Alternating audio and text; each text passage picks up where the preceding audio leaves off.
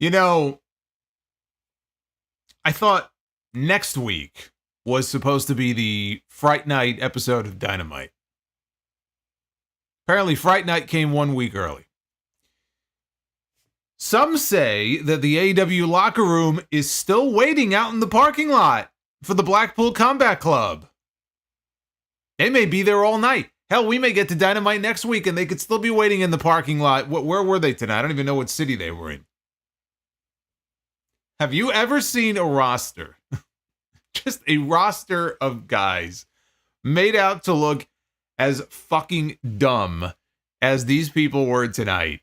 They spent the entire night camped out in the parking lot waiting for the Blackpool Combat Club to show up. Like, it went from light to dark. They're standing out there. And in the end, the Blackpool Combat Club, they were able to get into the building in spite of all the people that were waiting in the parking lot ready to kick their ass. I mean, you want to find a way to make an entire roster look inept. There you go.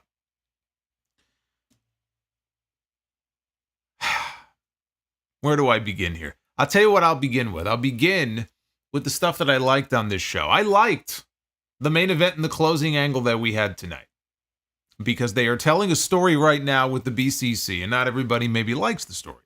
But they're telling a story with the Blackpool Combat Club and Orange Cassidy and trying to build him up clearly as the first challenger for Jon Moxley. And we had more development in that story at the end of the show with another injury angle. And Orange Cassidy left to see his best friend on the mat with his neck broken. And we got a look on his face that we haven't seen before out of this character. Usually he's very laid back, the hands in the pockets, all that bullshit. But this time, they wanted to show a different side of Orange Cassidy. They wanted to show a side of him that we haven't seen before. And I actually thought the way they did that closing angle was well done. I like Shelton Benjamin's match. He had a great debut last week against Lio Rush. Kept him looking strong here this week. That's good. That's a positive step. Even though we know it it probably all comes to an end next week, this win streak. Or does it? Because we know Bobby Lashley is on his way. And who knows? Maybe Shelton ends up getting a big win next week with a little bit of help from Bobby Lashley. So that I liked. And that's about where it ended on this 2-hour show. I just can't sit here and tell you that I was excited by anything else that happened on this show. There were multiple segments on this show where I sat here and I'm just sitting here and I'm thinking to myself, you know, how did we get to this point? Because there used to be such a vibe when it came to this show. And I know part of the problem is that there just isn't that many people in the buildings week to week as compared to the early years of Dynamite. It's really sad to look back on those early shows and you know all those people they had in those buildings and just the energy. It was just different. You know, it's just different. And here we are 5 years later and they just celebrated the 5-year anniversary a few weeks ago. And they got their big media rights deal, right? A lot to celebrate in that regard. But if you watch the show week to week, you cannot tell me that this Dynamite show is the same Dynamite show that you and I were watching 3 years ago, 4 years ago. It's not. And not for the better. And it really shows in a lot of the booking and a lot of the stuff that we saw, even on the show tonight. You know, bouncing from one thing to the next, there could be one thing I like and then 3 things that I just thought were just absolutely dead or just weren't very good. But just everything just feels off. And I think more than anything, it's disappointing to know where the show used to be and where it is now. And to try to get it back to that point, I don't know if you can. I just don't know if you can. And of course, when things are not going great, the one thing that you could always fall back on is putting a belt on Chris Jericho. Because that's exactly what we need. That's what the world was asking for. The world was asking for another world championship to find its way around the waist of the learning tree, which is what we have now after what we saw tonight. Chris Jericho is a world champion again. If that doesn't sum up things here on this episode of Dynamite, I don't know what does. But I'm going to save my thoughts on everything else for when we get to each segment here. We'll go step by step through this review. To say that this was not the best episode of Dynamite this year would be an understatement. This is your AEW Dynamite review. It is Wednesday. It is October 23rd, 2024. I am the Solomonster. A defeated Solomonster here with you tonight. I just don't know. I just don't know. Let me say thank you for the 82,000 subscribers that we are now at here on this channel as of late last week. If you are one of those 82K, I thank you. I thank you for sticking with me. Hit that subscribe button. Hit the like button as well. Super chats are open. And I also want to let you all know that the members only Q&A put up part 1 last week. That was over an hour long. Part 2 is now up. Also an hour long. So you got 2 hours worth of audio. Oh, motherfucker. Shut the fuck up. Haven't you ruined my night enough? Fuck that tree. Look at this fucking guy. I'm gonna be seeing him and hearing him in my sleep. But go check out part 2 of the members only Q&A if you are a channel member. That is exclusively for you. My thank you to all of you who are. Start from the top here, and I will tell you that I don't have the live chat in front of me. I have a white screen in the column where normally I see the chat.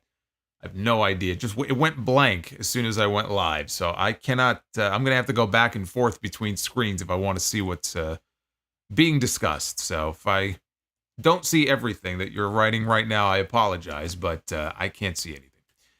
But Dynamite opened with the Blackpool Combat Club standing tall at Wrestle Dream. This was footage, of course, of them standing tall at Wrestle Dream. All of the carnage that we had on the show last week, where all of the big guns, all the big names from AEW, they rose up to stand in solidarity to take down the Blackpool Combat Club. No, I'm just fucking kidding. We had Top Flight, and we had Action Andretti, and we had the Dork Order. Yes.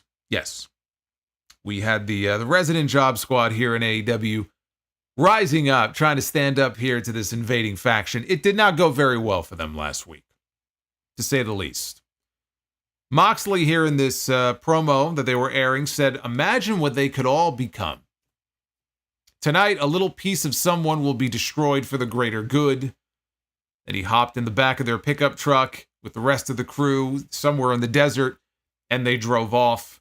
Meanwhile, back at the arena, the AEW locker room, this was a theme throughout the entire show. We wanted story. What a story this was. The entire AEW mid-card is out there in the parking lot waiting for the BCC to arrive. This is what the brigade consisted of. We had Mark Briscoe, the Conglomeration, the Dark Order, Top Flight, Action Andretti. Yes, most of the people who got their asses kicked on the show last week, they were back seeking revenge this week. So they were out in the parking lot. Oh, and who can forget? Jeff Jarrett was there as well. Along with his crew, we saw Jay Lethal, we saw Satnam Singh, and they're all waiting for the Blackpool Combat Club to show up because they're going to kick some ass. We'll come back to these guys because they weren't going anywhere.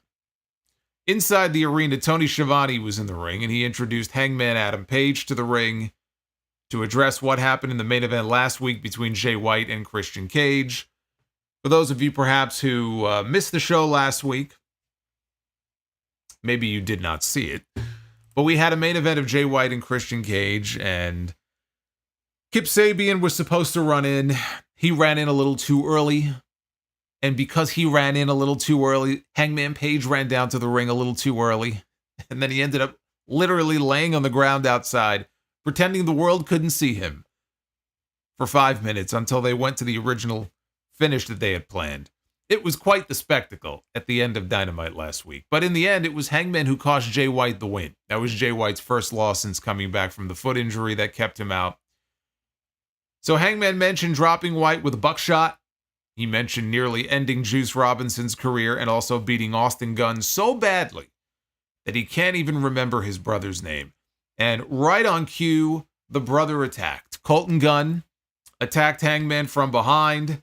Action spilled outside. And Colton Gunn got a head start. He was going to do a dive from the floor. I guess Hangman was supposed to be up against the Timekeeper's barricade, and he was going to come charging in and do a big dive at him. Now, I'm sure what happened was that Hangman moved out of the way, and Colton ended up doing a dive all right. He went sailing over the barricade into the Timekeeper's area. There wasn't nobody there.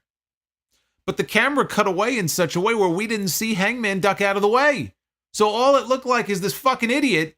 He went charging in and just jumped. There was nobody there. But he jumped anyway. And so he took himself out. So they ended up back in the ring. He looked like such an idiot. Well, why should he look any different than the rest of the roster tonight? So they ended up back in the ring. Page took his belt off. He went to go choke out Gunn. Jay White and Juice Robinson, they made the save. So Hangman escaped.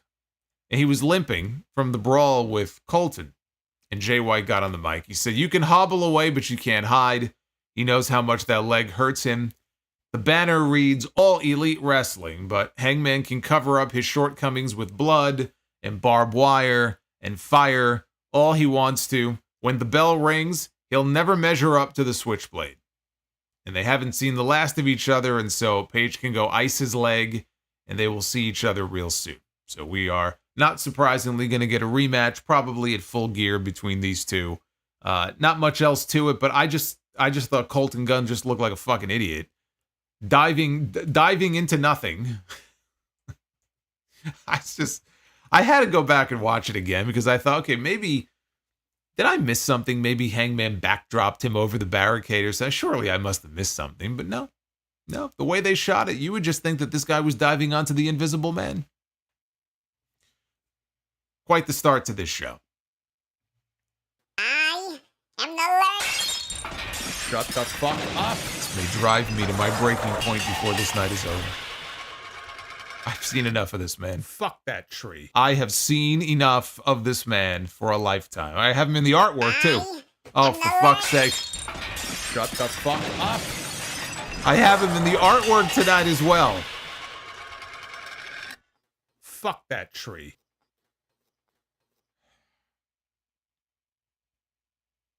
We had Shelton Benjamin one-on-one with Sammy Guevara. This is a match that Sammy asked for.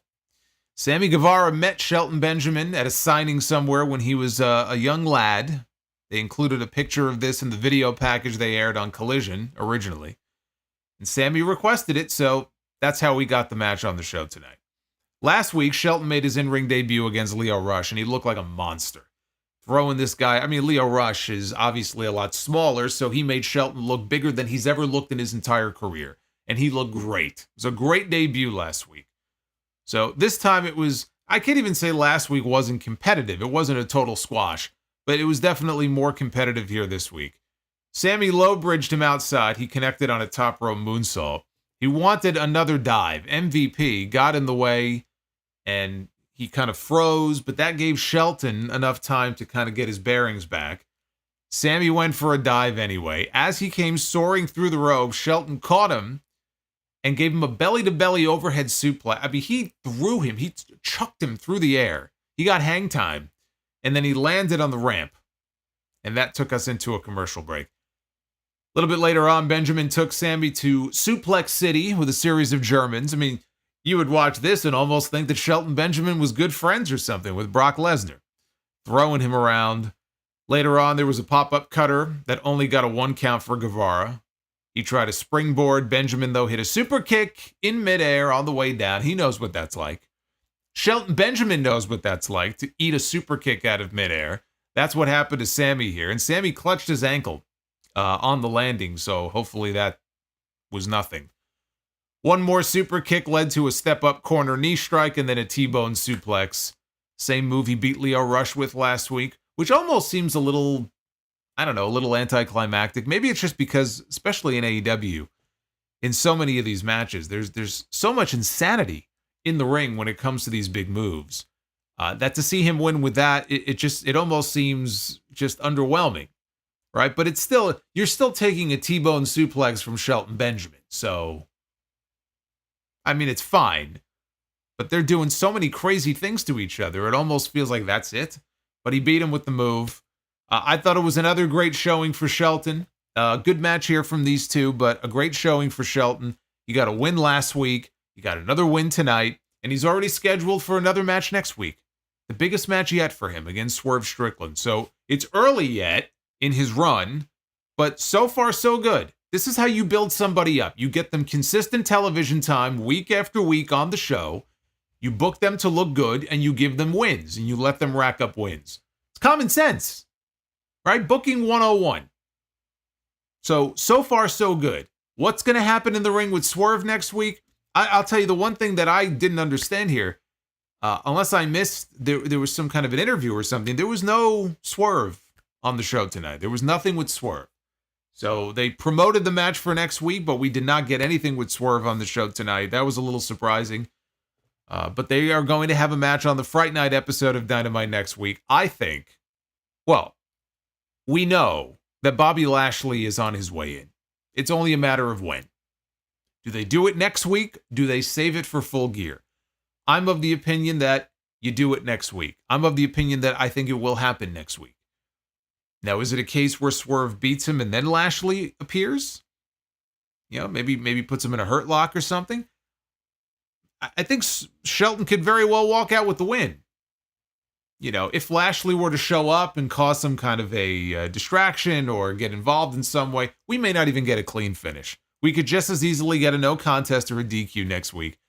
But I think next week is when we see Bobby Lashley for the first time, and we get the first real look at what they are calling the Hurt Syndicate. We know it's going to be the Hurt Syndicate because Tony Khan called them the Hurt Syndicate on Twitter a few weeks ago. They haven't even called them that on TV, but he called them that on Twitter a few weeks ago. So we know what they're going to be called. We know who the ringleader is going to be, and I think we see him next week. I am the Shut the fuck up.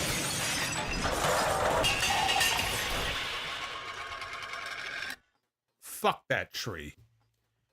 You know, these trees, I'm going to grab my chainsaw. I think that's what I'm going to do. I'm going to grab my chainsaw and we're going to have ourselves a tree trimming party is what we're going to have. We're almost there. We're not there yet, but we're almost there. Renee was in the back. She approached Mariah May, the women's world champion, who was in the back walking out of the locker room, and she had a suitcase. And Renee wanted to know if that meant she was leaving. And she said, no, it's not my suitcase. And she opens it and she flings it down the hallway and all the belongings fall out of it.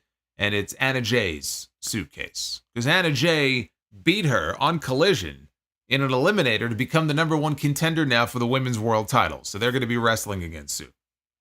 So she had a message for Anna.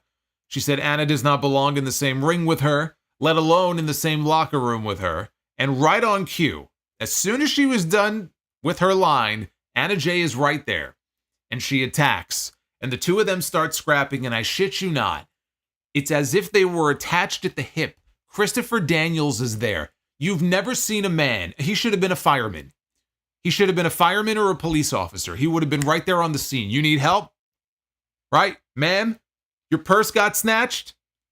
2 seconds. Christopher Daniels is there. Don't worry, he'll take care of it. There's a 5-alarm fire down the block. Don't worry about it. Snap your fingers. Christopher Daniels is there. He's got the situation under control. You couldn't just wait 5 seconds and then have him show up.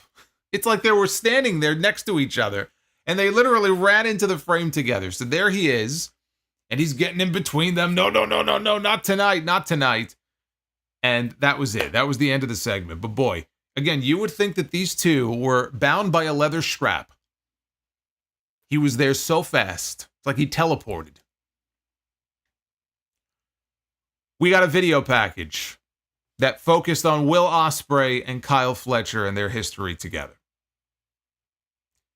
In the ring, Tony Schiavone said that Kyle Fletcher had something he wanted to get off his chest, and he brought him and Don Callis down to the ring. Fletcher said that he wanted to address Will Ospreay. He said it's been 11 days since he cost Ospreay the international title, and it's been 11 days since Ospreay has been in the hospital with a herniated disc that he doesn't want anybody to know about. Fletcher said the crowd wanted to know why he did what he did. They were just as responsible as Ospreay was. And he recalled being called, when he came into the company, he recalled being referred to as the next big thing in pro wrestling. Were people calling Kyle Fletcher one half of Aussie Open the next big thing in wrestling? I don't remember this. Maybe somebody can jog my memory. I was going to say somebody in the chat, but I can't see the chat. But somebody will jog my memory. When he came into the company, he was one half of a tag team. I don't recall people saying Kyle Fletcher was the next big thing, but we'll go with it. That's the story they're telling here. But then Will Ospreay showed up. And then instead of being the next big thing, they started calling him the next Will Ospreay. Now, I don't think I would see that as an insult. Personally, evidently he did. Fletcher said Ospreay looked, wrestled, and sounded like him, and he took all of that as a sign, or he took all of that as an insult. He said that he was better than Ospreay in every single way, and he recalled a time where he would have been flattered by the comparison. He said when he first joined the United Empire, Ospreay had a killer instinct about him. Then he brought up Kazuchika Okada and Kenny Omega. And he said, you know why Ospreay left New Japan and came to AEW? He said, let's talk about what happened with him and Okada. Okada worked with him, he mentored him, but Will stabbed him in the back. And what about Kenny Omega? He took over from him as the biggest foreigner in Japan, and then he used the screwdriver and he dropped Kenny on his neck with a tiger driver. He said that Ospreay refused to get out of the way because he was too selfish to let others succeed. And then Fletcher challenged Ospreay to a match next week. He told him, ignore the doctors, ignore your family, show up next week, and face me. He said he would beat him with the tiger driver after tiger driver after tiger driver until his neck crumbled, his brittle neck crumbled to dust. When he was done, there would only be one star left, and that is Kyle Fletcher. And with that, Don Callis handed Kyle Fletcher a pair of head shears, pair of clippers. And he said that he wanted to be nothing like Will Ospreay, and then he began to shave his head. And basically, he shaved off the middle of his head. So he still had hair on the sides. You remember when Kane took the mask off in 2003 and he looked like a friggin' mutant, right? His hair was all fucked up and everything. This was like Kyle Fletcher's Kane unmasking moment here. He had this just completely ridiculous haircut. Didn't finish the job. And he looks into the camera and he is just, he is so filled with rage here. And he keeps repeating over and over again, he is nothing like Will Ospreay. He is nothing like Will Ospreay. He's nothing like Will Ospreay. He's getting really intense here, right? Into the camera. The goal here was for Kyle Fletcher to establish himself as the anti-Will Ospreay. I thought he did a heck of a job in the promo, as far as his delivery, as far as the fire that he showed. And I think it's a fine short-term program for Will Ospreay, to occupy him with. And you put him in a situation where maybe he could help elevate Kyle Fletcher to a level higher up than he's at right now. But here's the thing. Mark Davis is going to be back. I don't know when. He's been out for a long time. But Mark Davis is going to be back soon. And we are going to get the reunion of Aussie Open. I don't see them disbanding or dissolving the team. So if in the end, however many more weeks or months it takes, we're going to get Aussie Open back together as a tag team, which is exactly what I think is going to happen. I do wonder how much in the long run this is really going to mean for Kyle Fletcher. So he could have a match or a program with Will Ospreay. The key, as always, is in the follow-up, though. And so if you're going to dedicate time to this, now you could just tell the story of these two men used to be best friends and Ospreay was betrayed and now he's going for revenge, right? Ospreay's obviously the bigger priority here. He's the bigger star of the two. He's going to be their world champion next year. But it would be nice if in the end, you have somebody who would be elevated to a level of stardom that, he's not at presently at this moment. And then maybe you get him to a TNT title level, international title level. If he's going to end up right back in the tag team, though, I just wonder if he can truly benefit from this in the long term. We'll see. I don't have an answer to that. That's one of those things where we're just going to have to wait and see. It would be nice. But I just think if Aussie Open is reunited, is a lot of this going to be forgotten? Is a lot of this push that he's been getting over the last several months just going to go to the wayside? And how bad was that injury? Was it a wrist? I remember it being a wrist injury, but I could be wrong. It may have been. I know he had a wrist injury, but maybe it was something else. But he's been gone for a long time. I wasn't expecting him to be gone for that long. You don't hear anything about him, but I would have to imagine he's getting a lot closer to coming back soon. They aired footage, which was cool, of Konosuke Takeshita defending the AEW International title against Josh Alexander at the Maple Leaf Pro Wrestling show this past weekend. For those of you who may have missed it, Scott D'Amore, who was fired from TNA at the beginning of the year, started his own promotion. Well, he already had a promotion, Border City Wrestling, but he started up Maple Leaf Pro Wrestling, and they had their first pair of shows this past weekend up in Canada. And they had stars from all over the place. And on night one, they had Takeshita against Speedball Mike Bailey, which was a great match. And then on night two, they had Takeshita defending the international title against Josh Alexander. And what happened at the end is that Ricochet made the save after the match. He ran out, took out Takeshita with a dive. So they showed all of that.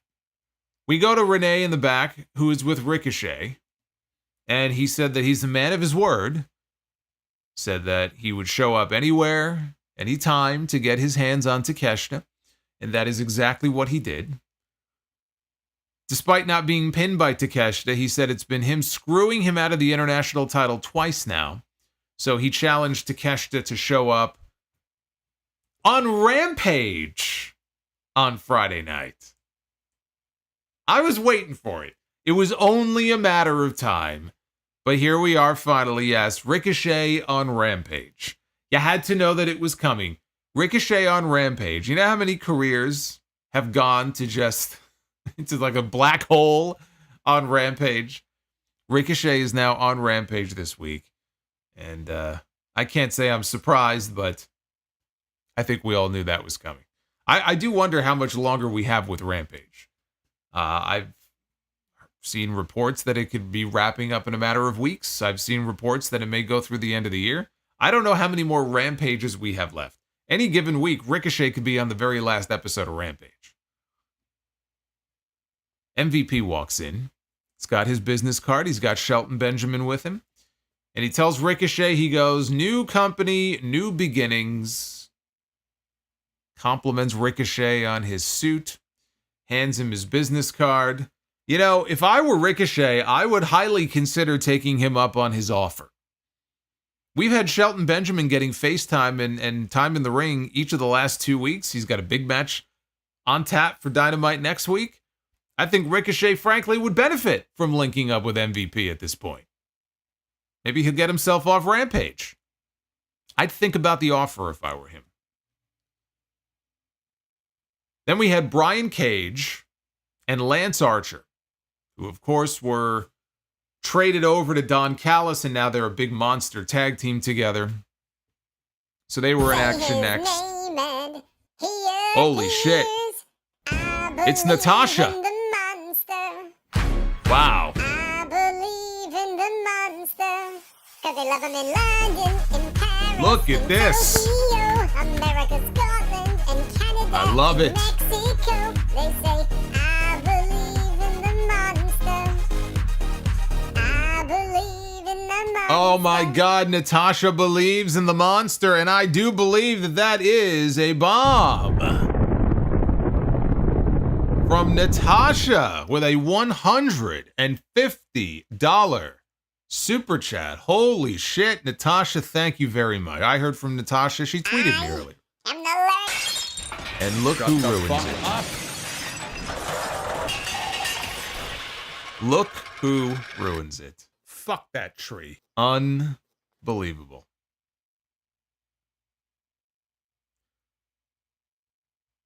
Natasha, yeah, that was my reaction right there to that 150 bomb. Natasha, thank you very much. That is very kind of you. I appreciate that a lot.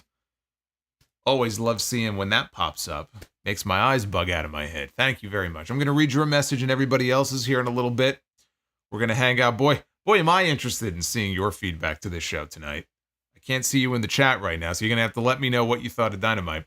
But we had Brian Cage and Lance Archer in tag team action. If you blinked, if you got up to go take a leak, if you got up to go grab a beverage from the refrigerator and you came back, you missed this match. Don Callis was on commentary just long enough to tell us that this is the biggest tag team in wrestling before heading to the ring.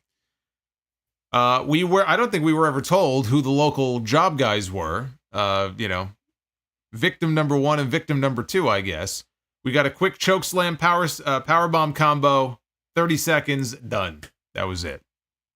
Honestly, that's all this needed to be. Did this need to be on Dynamite? I question that, but this really didn't have to be any longer than it was. So it was inoffensive. Is it going to lead to something for Brian Cage? What are they priming Brian Cage and Lance Archer for? Are they going to go after the tag team titles? I can't see them against the Young Bucks. I don't know. I don't know what they're building them up for. I hope they have an idea in mind for the two of them. I mean, I hope I'm not asking for too much.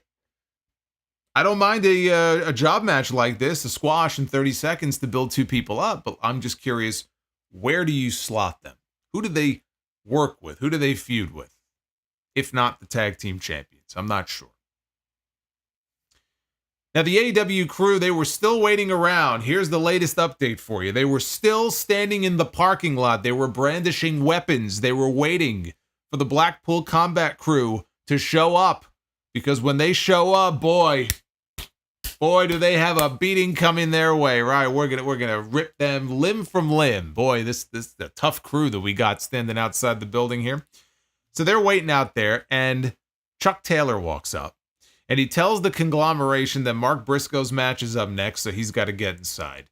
Now, he was wearing an AEW shirt. I think he had an earpiece in. He was working as an agent. Chuck Taylor is an agent now. But I can't remember the last time we saw Chuck Taylor on AEW Dynamite. So unless he made a little appearance here and there on Rampage, yeah, I would know. or on Collision. What I know is that I have not seen him on this show in a very long time. So there he is, and he stops Orange Cassidy. And he says, you have what it takes to stand up to the BCC. So it's about damn time that you show it. And the two of them walk off together. Excalibur said that it was some tough love from Chuck Taylor. And what they're doing with Orange Cassidy, if you haven't been paying attention the last couple of weeks, they're clearly setting him up as a challenger for Jon Moxley, but he has a lot of self-doubt about whether or not he can be a leader. He doesn't see himself as a leader. That was the segment from Collision. Daniel Garcia and Private Party, they wanted him to lead the charge, and he said, I'm not a leader. They wanted him because he has individual wins over all the members of the BCC, including Jon Moxley. But I'm not a leader. Can't do it. So this is part of a story that they are building to with Orange Cassidy. But up next, it was a ladder war for the Ring of Honor World Championship between the Learning Tree, Chris Jericho, and Mark Briscoe. Aren't you excited? Aren't you excited? Even though Mark Briscoe beat Jericho previously. Aren't you excited to see it again? Aren't you excited to see Chris Jericho in the ring here in 2024 challenging for what would be, if he won, the second championship this year that he would have held? I'm sure everybody was very excited for this. So Jericho is in the ring already, and Mark Briscoe comes out. And he chucks a chair, or not a chair, chucks a ladder and a chair, just a table too, throw everything at him. I don't give a shit. But he chucks a ladder into the ring at Jericho from the floor. And then he shoulder tackled him off the apron. There he is again, this motherfucker. Fuck up. Right on cue. Perfect timing. Fuck that tree. Perfect timing. And now I put you on pause because otherwise I'm going to lose my mind and I'm going to murder somebody. But he shoulder tackles Jericho off the apron through two tables. And Briscoe could have ended the match right there. Excalibur on commentary, they're saying that this is personal for him. He wants to punish Chris Jericho because he brought up Jay Briscoe. And Mark Briscoe does not want Chris Jericho bringing his brother's name up. So he wants to punish him a little bit more. Of course, what he's also doing is he's punishing the rest of us. And what the fuck did we do to deserve that? I don't know. Mark, what did we do? Please tell me. So Jericho battles back. And he smacks Briscoe with a piece of the broken table. Briscoe set Jericho up after that on a ladder outside. Ladder was flat up against the barricade. And now he's going to do a dive. And he's going to dive from the ring, and he's going to go crashing through Jericho and the ladder. The only problem is when Briscoe goes diving out of the ring, Jericho moves out of the way. And Mark Briscoe took a hellacious bump through the ladder and broke it on the way down. Jericho darted the ladder into Briscoe's face when they got back in the ring, and Briscoe came up bleeding, and great job by the production team to get a close-up camera shot of Mark Briscoe as he was blading. Laying on the mat. Now, he was already a little bloody over the eyebrow, but he's laying on the mat, and he just goes like this, and the camera just got a great close-up, dead-on shot of it, so good job. After a break, Jericho is climbing. Briscoe sets up a ladder in the corner, and he hits a Death Valley driver to Jericho through the ladder. Later on, they were both climbing. Slugfest ensued near the top. Briscoe got his face smashed on top of the ladder, and he fell off, and I'm like, oh no. This is the first moment where I had a bit of a shock here because I thought they're not going to do it. They're not going to take the title off Mark Briscoe and put it on Chris Jericho, right? That would be foolish. They're not going to do that. And thankfully they didn't, because Briscoe got back up in time to stop him, and he sent Jericho crashing down onto the top rope, and we got a reset here at this part in the match. So Jericho, he tried a bulldog, got crotched into a corner ladder. Briscoe fired up. He set a table up with Jericho on top of it. And he climbs this huge ladder. And he's looking for Froggy Bow. Brian Keith, though, the bad apple. He sprints out, climbs the ladder. Rocky Romero runs out with a kendo stick. He chases off Brian Keith. Now Mark Briscoe is standing on the very top of the ladder. And he hits Froggy Bow off the top. Puts Jericho through a table. Looked like Jericho smacked the back of his head on a ladder when he crashed through the table. And then Briscoe connected on a J-Driller. And if this was a regular match, that would have been it, but no pinfalls. So he's got to climb the ladder, and I thought, okay, all right, here we go. So he begins to ascend when Big Bill, the Redwood, appears from out of nowhere, which is hard to do when you have a legit 7-foot tall guy appearing out of nowhere. Big Bill appears. He chokeslams Mark Briscoe off the ladder to the floor through 2 tables. And I'm like, you have got to be fucking kidding me. Bill grabs Jericho. He places him on his shoulders in a fireman's carry position, and he begins to climb the ladder. That allows Chris Jericho to grab the championship. Yes, you heard me right.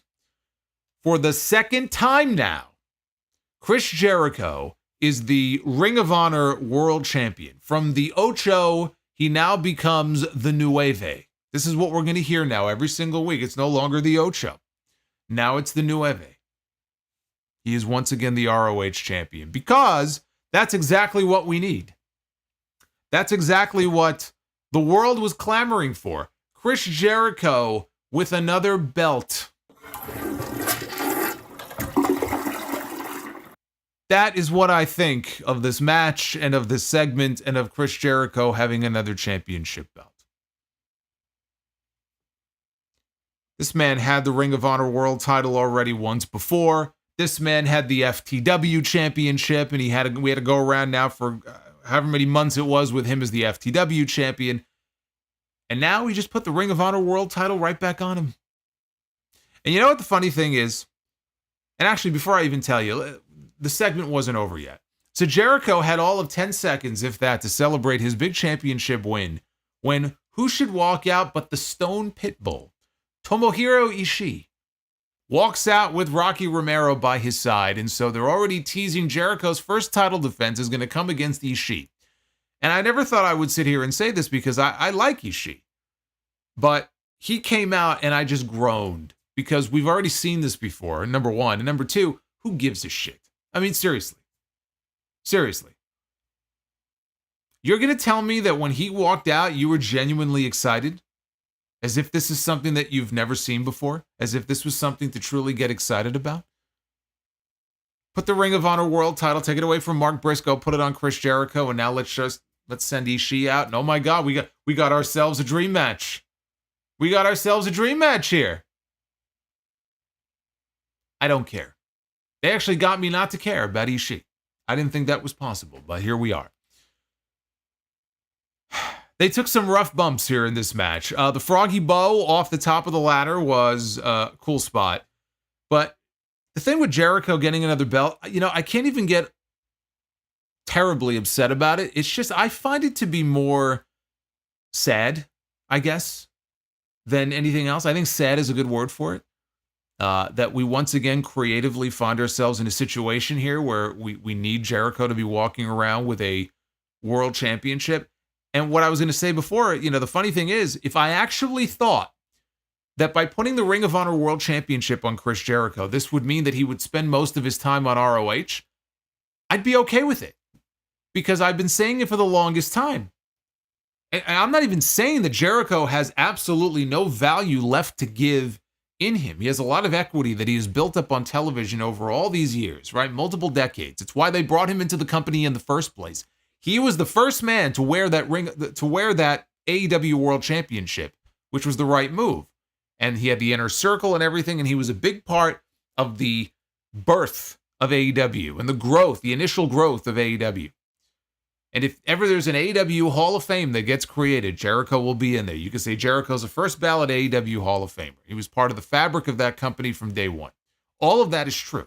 But the problem is when you have somebody in his position, and, he's getting older and he could still go out there and have a good match, with the right opponent, but he's getting older. He's not exactly the same performer he used to be. And even in terms of all these gimmicks, he's always reinventing himself. He's had some big hits in the past, and he's had some fails, as far as I'm concerned. And I qualify this as a fail. I don't find any of this entertaining. Maybe some people do. Good for you. I don't. And the problem is, he doesn't go away. Occasionally, before, he would disappear because he would have like a Fozzy tour or something. But now he's there every single week. And I feel like if you have him working even with maybe a newer guy or a younger guy, you can no longer say, well, if they work with Jericho, he's going to help get these guys over. Point to me the last person that you can honestly say, somebody who does not have the name recognition of a Chris Jericho, okay? The last person that Jericho worked with on AEW television that you can honestly look at and say, Jericho helped get that guy over. Like, this guy is a star now, or he's looked at as more of a star now than he was before because he got to work a program with Chris Jericho. Tell me who? Who? Ricky Starks? Action Andretti? Daniel Garcia? Could have been Daniel Garcia, but, they took that in a completely different direction. Only now are they getting serious about a Daniel Garcia push because Tony Khan just threw a bunch of money at him, so he's got to justify his investment. So finally, Daniel Garcia is getting more of a serious, sustained push, but you can't. It's a trick question. So all I'm seeing every single week, he's taking up television time that could be dedicated to so many other people who are not getting time on this show. Somebody, we saw Jamie Hayter a little bit later on in the show. Jamie Hayter was on the show tonight for all of 45 seconds. And she was there to hype up a match that isn't happening for another 2 weeks against somebody who hasn't wrestled in 2 years. And that's just one example. So yes, I get hot when I think of the people that Tony Khan has under contract that we could be seeing and who could be building on Dynamite week to week, consistent television, but we have to sit through the learning tree stuff. Now, the hope is that when this is all said and done, and the learning tree has run its course, which, by the way, it already has, but when the learning tree runs its course, Big Bill, and maybe Brian Keith, but Big Bill in particular, Big Bill's fucking great. Big Bill has a lot of potential, especially as like a monster babyface. And I seriously hope that at the end of all of this, Big Bill could be better off for it. That we could look back and say, you know what? Big Bill got over out of this. It got him consistent television time, which it is. But it actually got him over to the next level where when he doesn't have Jericho anymore and the training wheels come off, he'll be in a situation where, you know what? He's competing for championships and he's involved in something meaningful on this show. I hope so. I sincerely hope so. But until such time, I look at Jericho out there and he's eating up valuable television time that could be devoted to somebody else. And if ever there was somebody who would benefit from going away for a little while, so we don't see him for a while before he eventually comes back, it is Chris Jericho. So it's not just, I don't like the gimmick. It bothers me when I see stuff like this because it just brings the entire fucking show down. And to my point that I was trying to make before, if I actually thought that he would be relegated to ROH and we wouldn't have to see him on Dynamite, I'd be like, okay, sure, yeah, put the Ring of Honor World title on him. Well, let's be honest, he's going to be on Dynamite every week anyway. Mark Briscoe's been the Ring of Honor World Champion. I like Mark Briscoe, but it's not like he was exclusive to ROH. Right? He's on AEW programming just as much. So the idea that, well, they took the belt off of him and now maybe he could be a full-time AEW guy. I don't think Mark Briscoe will ever not be a Ring of Honor talent. I think he will always be a part of that roster in some form or fashion. He's a lifetime ROH guy. You're never going to be able to get him away from ROH. But he's already on AEW television on most weeks anyway, so taking the title off of him, I don't really see how that's going to change that all that much. If we get to see him a little more often, okay, great. But we already see him on most weeks, I feel like, anyway, on TV. So I don't really see how that's going to make that much of a difference. What this is going to lead to, if it's going to lead to Big Bill beating Chris Jericho to win the Ring of Honor World Championship, I don't know what the benefit is in even defending Ring of Honor World Championships on AEW television to begin with. I would much rather see someone like Big Bill be groomed and set up for a TNT title eventually or something along those lines.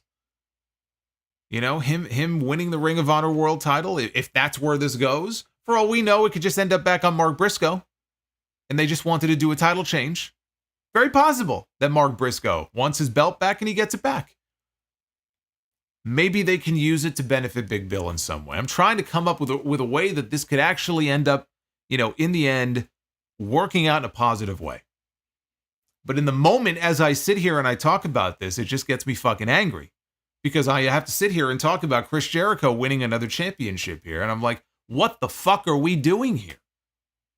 What are we doing? This is supposed to be entertaining.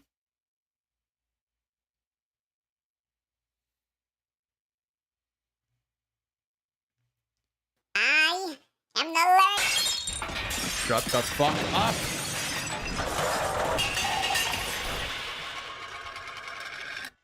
Fuck that tree. Let's talk about Adam Cole.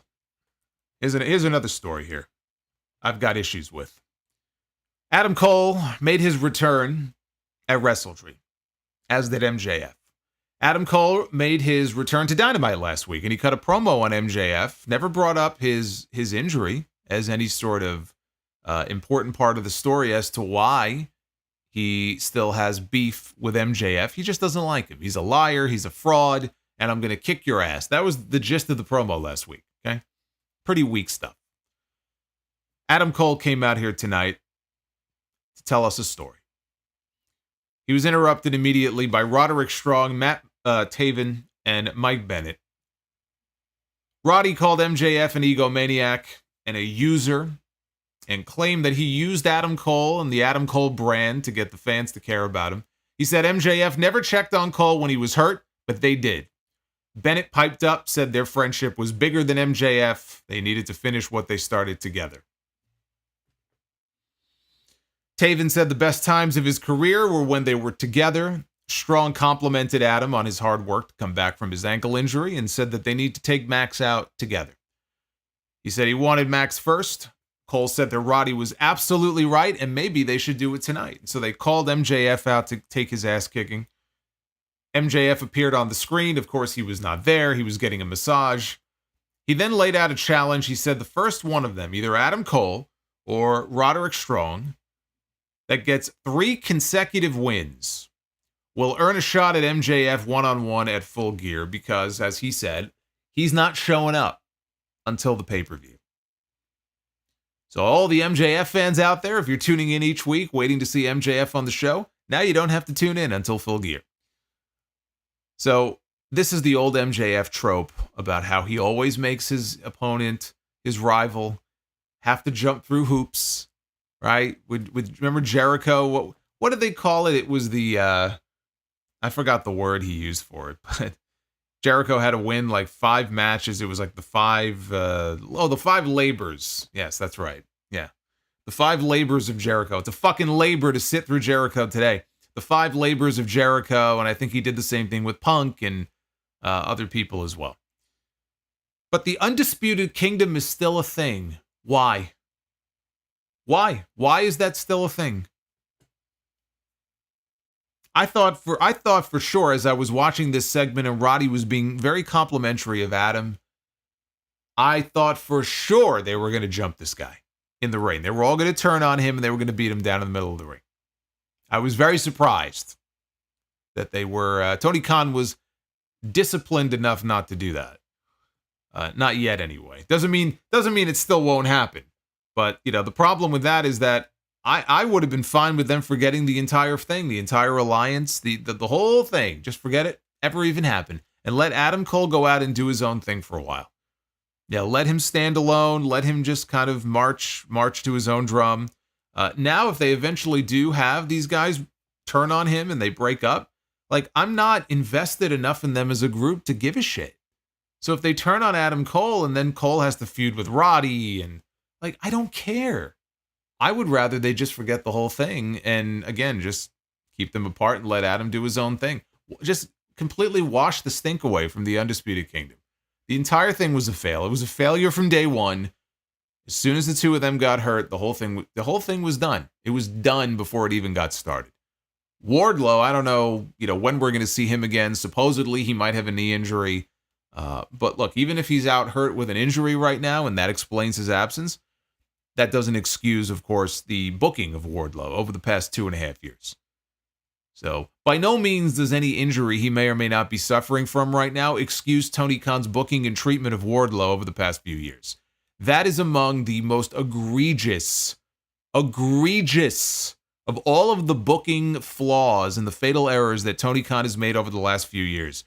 I was just talking about Jericho and how their television time would be better spent trying to build up some of these original guys. And to his credit, they're trying to do that right now with people like Daniel Garcia and Private Party. Is it too little too late? I hope not. But I will admit, they are trying to do that with some of those AEW originals. But they had something in Wardlow. And I don't know how far it would have gone. I don't know if Wardlow had Tony Khan played his cards right, if Wardlow would have been on the level today of a Will Ospreay or a John Moxley or somebody like that in the eyes of the fans. Very possible he would be. We'll never know. Because he completely dropped the ball. He didn't just drop the ball. I mean, he fumbled the ball in the worst, most embarrassing possible way. So for all the issues that Wardlow may have had over the last few years, visa problems, car getting broken into, a knee injury here, a knee injury there, what about all the other times that Tony Khan could have been pushing this guy as the ultimate monster and didn't? He doesn't get off the hook for that. But he was part of this group too, and they don't even mention him anymore. My guess is that Adam Cole and Roderick Strong are each going to win 2 matches, and then MJF, being the dick that he is going to force them to wrestle each other. And the winner of that match gets that 3rd win, and that person goes on to Full Gear to wrestle MJF. But the booking here is just completely ass backwards. You've got 4 baby faces on one side. That's what they are right now. I mean, the Undisputed Kingdom went from being heels to being baby faces. You have 4 baby faces on one side and then 1 heel on the other. And I could sit here and try to come up with a way to explain MJF and Adam Cole and why Cole has a right to be upset with him. And you can kind of look at Cole maybe as the baby face. And even then, I'm kind of twisting myself into a pretzel to kind of do it. But I could do it. I can make the argument. And I did last week. But I can't do that for Matt Taven and Mike Bennett. And I can't do that for Roderick Strong. These guys sided with Adam Cole and they attacked MJF. They were the devils. They were the men in the masks. They made MJF's life a living hell and contributed to him losing his world championship. They are heels. Why are they looked at now as babyfaces? What did they do to be looked at as babyfaces? Why am I supposed to be rooting for them in this situation and not the other guy? MJF may be a scumbag, but remember, for many months last year, he was our scumbag. What did he do wrong to those guys? I mean, I know he was insulting them every week on TV, but he insults everybody. Whole thing is just completely ass backwards. We got a video package with Penelope Ford airing her grievances with Jamie Hayter. She complained about Hayter being handed everything while she was at home injured for 2 years. Hayter was interviewed then by Renee after this. She said that she worked for everything that she had, including working in front of 20 drunk men for 20 quid, which I believe is $25 US, which would be a Bree mode super chat. Hayter challenged Ford to a match in 2 weeks on Dynamite. Not next week. In 2 weeks. When I said that I wanted to see Jamie Hayter on Dynamite, this is not exactly what I had in mind. I mean, again, she was on TV here for maybe a minute. I have to sit through a 15-minute ladder match with Chris Jericho, and you give me 60 seconds of Jamie Hayter, who then promotes a match that won't even happen on the show next week. We got to wait 2 weeks, and she's going to be in there, and it's going to be a throwaway match, and she's going to be wrestling somebody who has not even been reestablished yet on this roster. Penelope Ford wasn't exactly a big star before she went away. If they want to try to make her into one, then you got to put the effort in to try to do that. They haven't done that. But it's like, okay, they're going to wrestle in 2 weeks like it's some big match. It's not. And Jamie is going to make short work of her. She's going to fucking obliterate this girl. And that's apparently all we're going to get out of Jamie Hayter. We may not see her on Dynamite again after that for another 3 weeks. This is the kind of shit that I'm talking about. This woman is money. She's got money written all over her. It's almost like they're hiding her away. I don't understand. There are certain people on the roster that I could look at and say, okay, this person's a star. This person can definitely be a star, right? You got to build around him and her and her and him. But then half these people are either not on TV or you get 60 seconds of time in a backstage segment with Renee and then they cut away and it's like, all right, thanks for coming. We got to focus on what's going on over here with the Dark Order and Jeff Jarrett. Priorities. Some of their priorities are so fucking out of whack.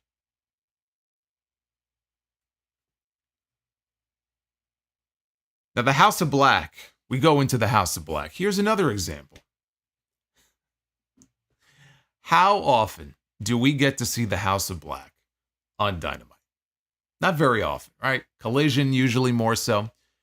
Dynamite clearly is the A show here. It's the show that has the biggest audience every single week.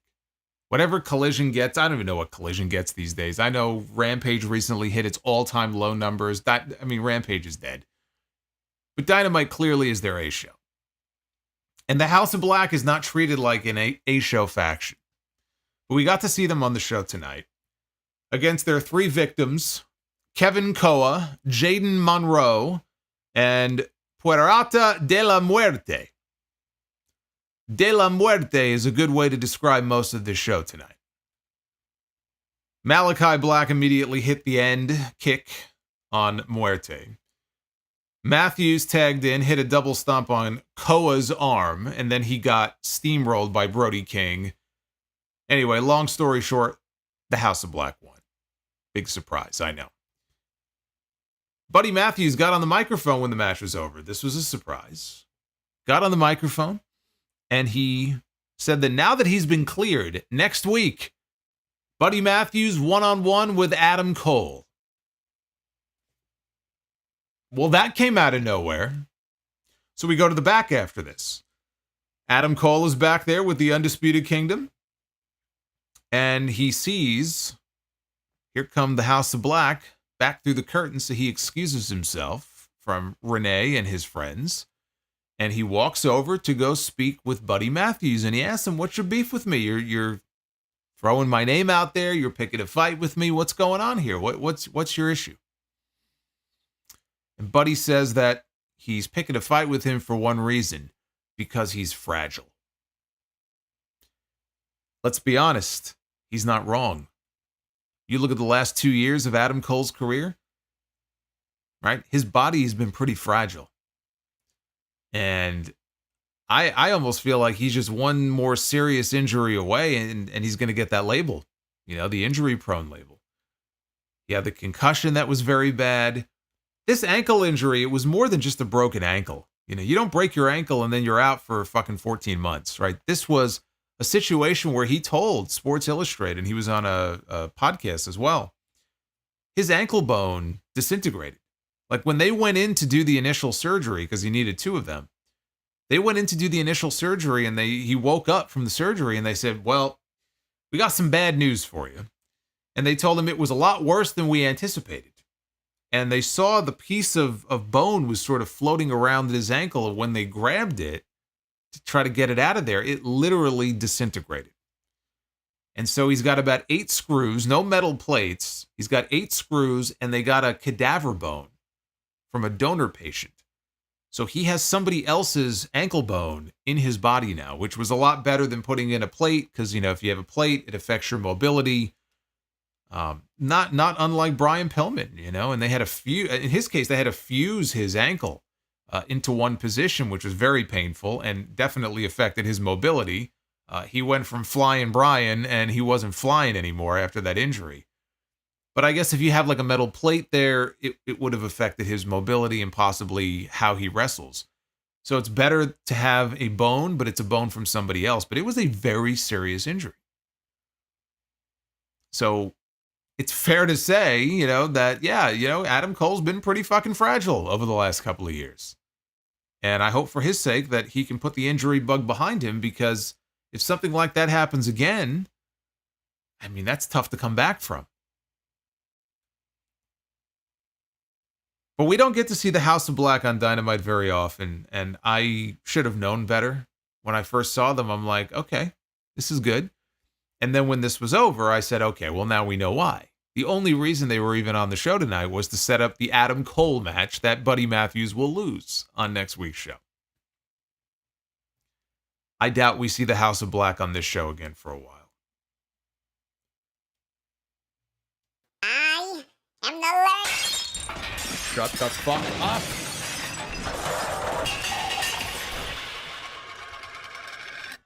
Fuck that tree. Hey, Jeremy Rose, thank you for the 12. Appreciate that. I am the Lord. Michael Darcy Shut the knocks it fuck up to up. 24. I knew the trees were coming out tonight. Fuck that tree. An environmentalist dream here on the stream tonight. Thank you, guys. We had Camille, the Brick House, with the TBS champion Mercedes Moné in her corner, taking on Queen Aminata, who lost to Mercedes on the show last week.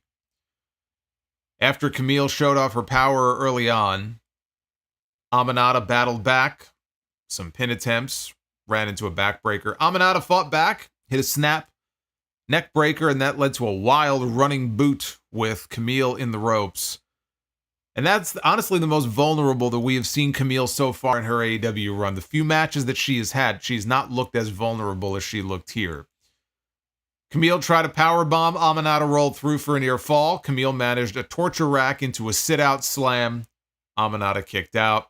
Mercedes demanded that Camille finish her, and so she did. And Camille picks up the win. So Mercedes gets in the ring, and she's celebrating after this with her bodyguard until Chris Statlander comes down to the ring for a face-off, because Statlander is wrestling Camille on Fright Night next Wednesday night. So they're in the ring, they're having a face-off, and Mercedes tried a cheap shot from behind, nailed Statlander in the back. She completely no-sold the shot and fought off both women until Mercedes grabbed her leg. That allowed Camille to hit a spinning neck breaker to stand tall with the champion. Let me just mention Aminata. Aminata is not bad at all. She actually is, she's good, but she is supposed to be, Camille is supposed to be this beast, right? She's supposed to be the Brick House. She is supposed to be Mercedes' last line of defense. You step to this woman, she's going to pound you into the ground, right? And I just thought, Aminata may be good, and Aminata may be somebody that Tony Khan wants to push in the future. This was not the time for Camille to go in there and have a competitive match in the way that she did tonight. I'm sorry. You are building Camille up for a match with Chris Statlander next week. The same Chris Statlander who wants to challenge Mercedes for the TBS championship, and I'm sure will at Full Gear. But she's got to go through Camille to do it. Why are you having Camille go out there and sell that much and be as vulnerable as she was in this match to Queen Aminata, who has not been a big winner in recent weeks? I mean, she lost last week to Mercedes. Why does she need to go out there and sell for this woman as much? Why does this have to be as competitive as it was? It's just weird to me. She should have been in there and been mostly dominant. And this should have ended a lot quicker than it did. Then you set up the match for next week. Like, hey, Statlander, this is what you're going to have to go through.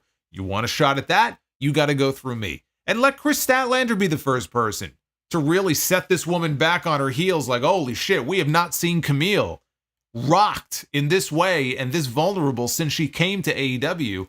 But Statlander is the one who does it for the first time, and then she gets a win over her. Or maybe she doesn't get a win over her. Maybe she comes this close and Mercedes can sense that she's about to lose, and then she gets involved.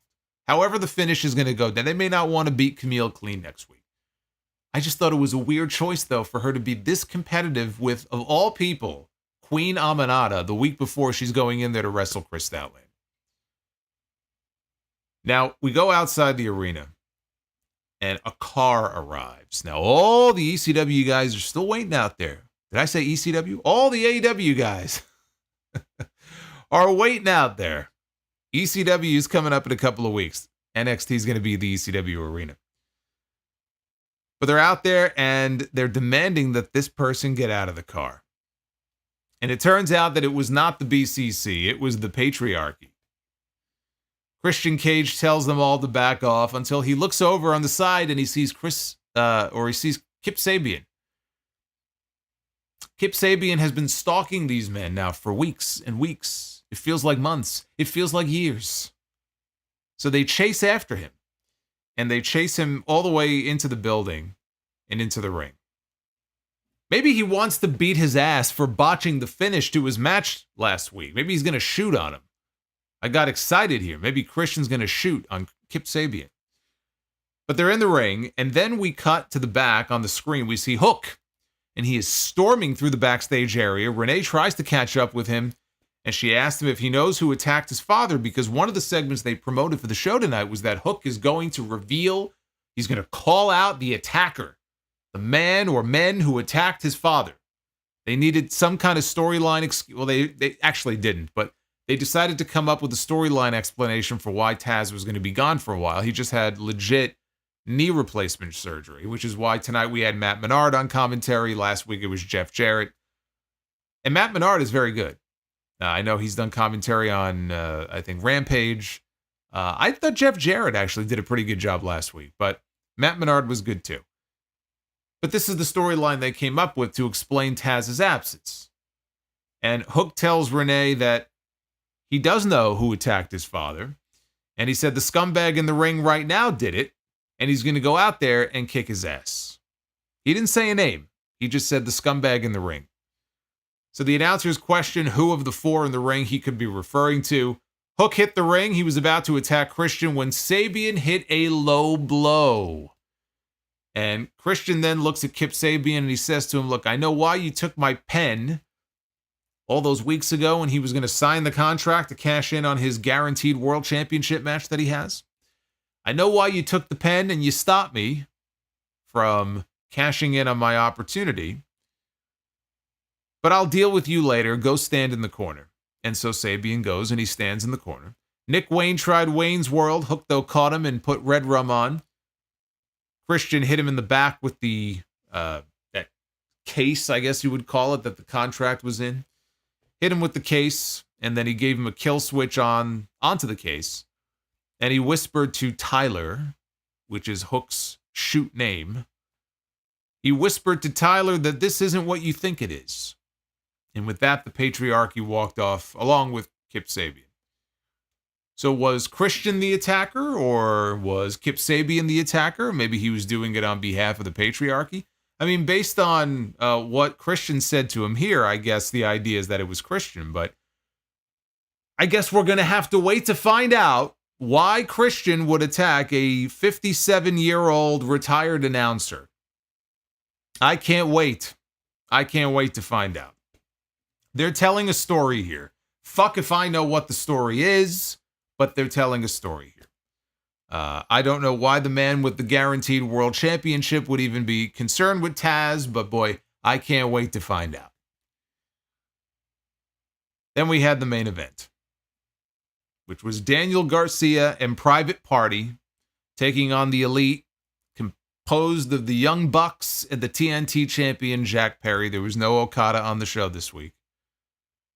But you know what this means? Do you know what this means? Main event Garcia is back. It's been a while.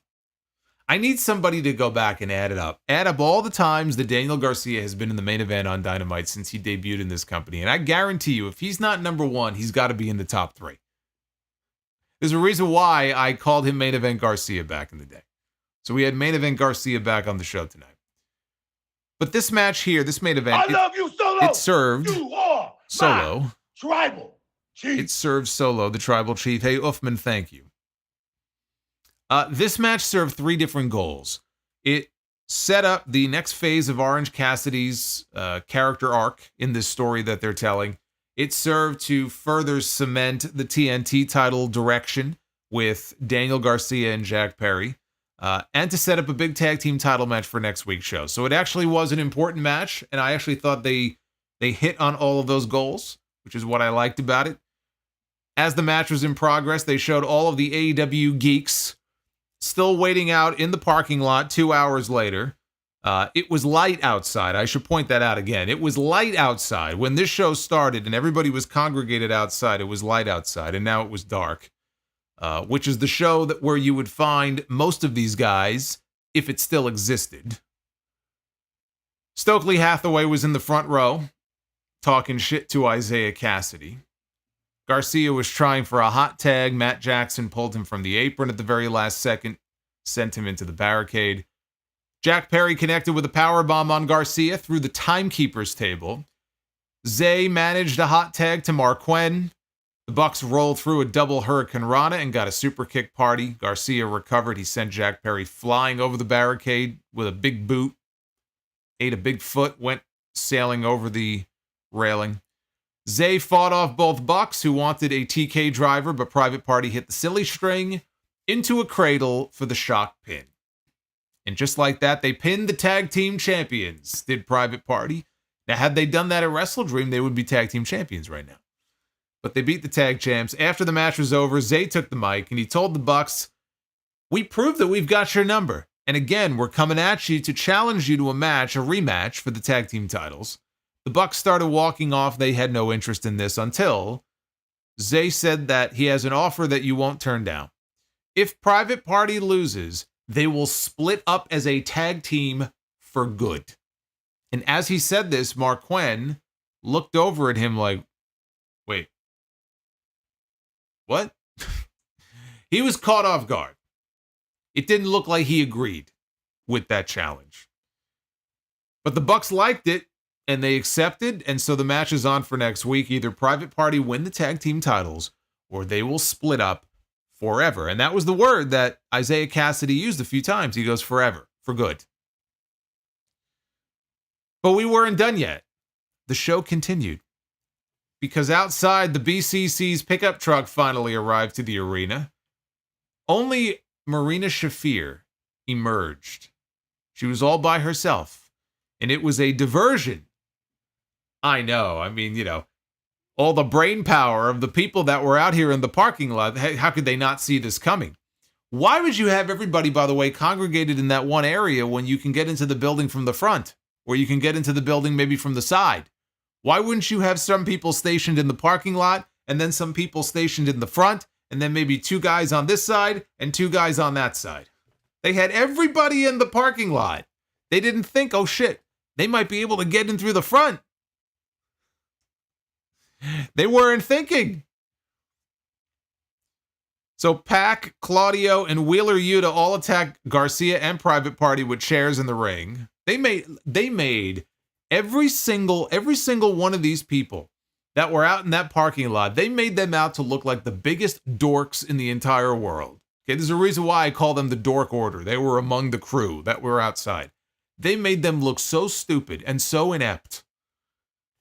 Jon Moxley was wearing all black. Here he comes. He's dragging Chuck Taylor down the ramp to the ring, and they get him in the ring. And initially, they placed the chair around his ankle, and they were going to Pillmanize his ankle. Then they had second thoughts, and they placed the chair instead around his neck, the same way they did to Bryan Danielson at Wrestle Dream. Moxley gives the signal, and Claudio stomps the chair, and then they quickly bail out of the ring because Orange Cassidy is there, but he was a little too late to save his best friend. Now, the Elite, they watched all of this happen from the ramp. They didn't do anything to help. And in the ring, you have Orange Cassidy. He's kneeling down by Chuck Taylor's side as he was being tended to by the medics. And the look on Cassidy's face is a look like we have not seen on the face of Orange Cassidy before. This was not laid back or silly Orange Cassidy. I don't even think he had the shades on. This was a very serious, very stoic Orange Cassidy who was kneeling down at the body of his best friend who he failed to save. And it was a side of him that we are not used to seeing. And this was a man who was coming to terms with what he now must do. This was storytelling, is what this was. And I thought it was done well. But it would have been nice if they would have had Chuck Taylor as somebody who the audience could have sympathy for. And I mean real sympathy. So we talk about storytelling here, right? Why are we only seeing Chuck Taylor tonight? When was the last time we saw Chuck Taylor on Dynamite? Right? I mean, I know he hasn't wrestled in a while. He had a serious injury.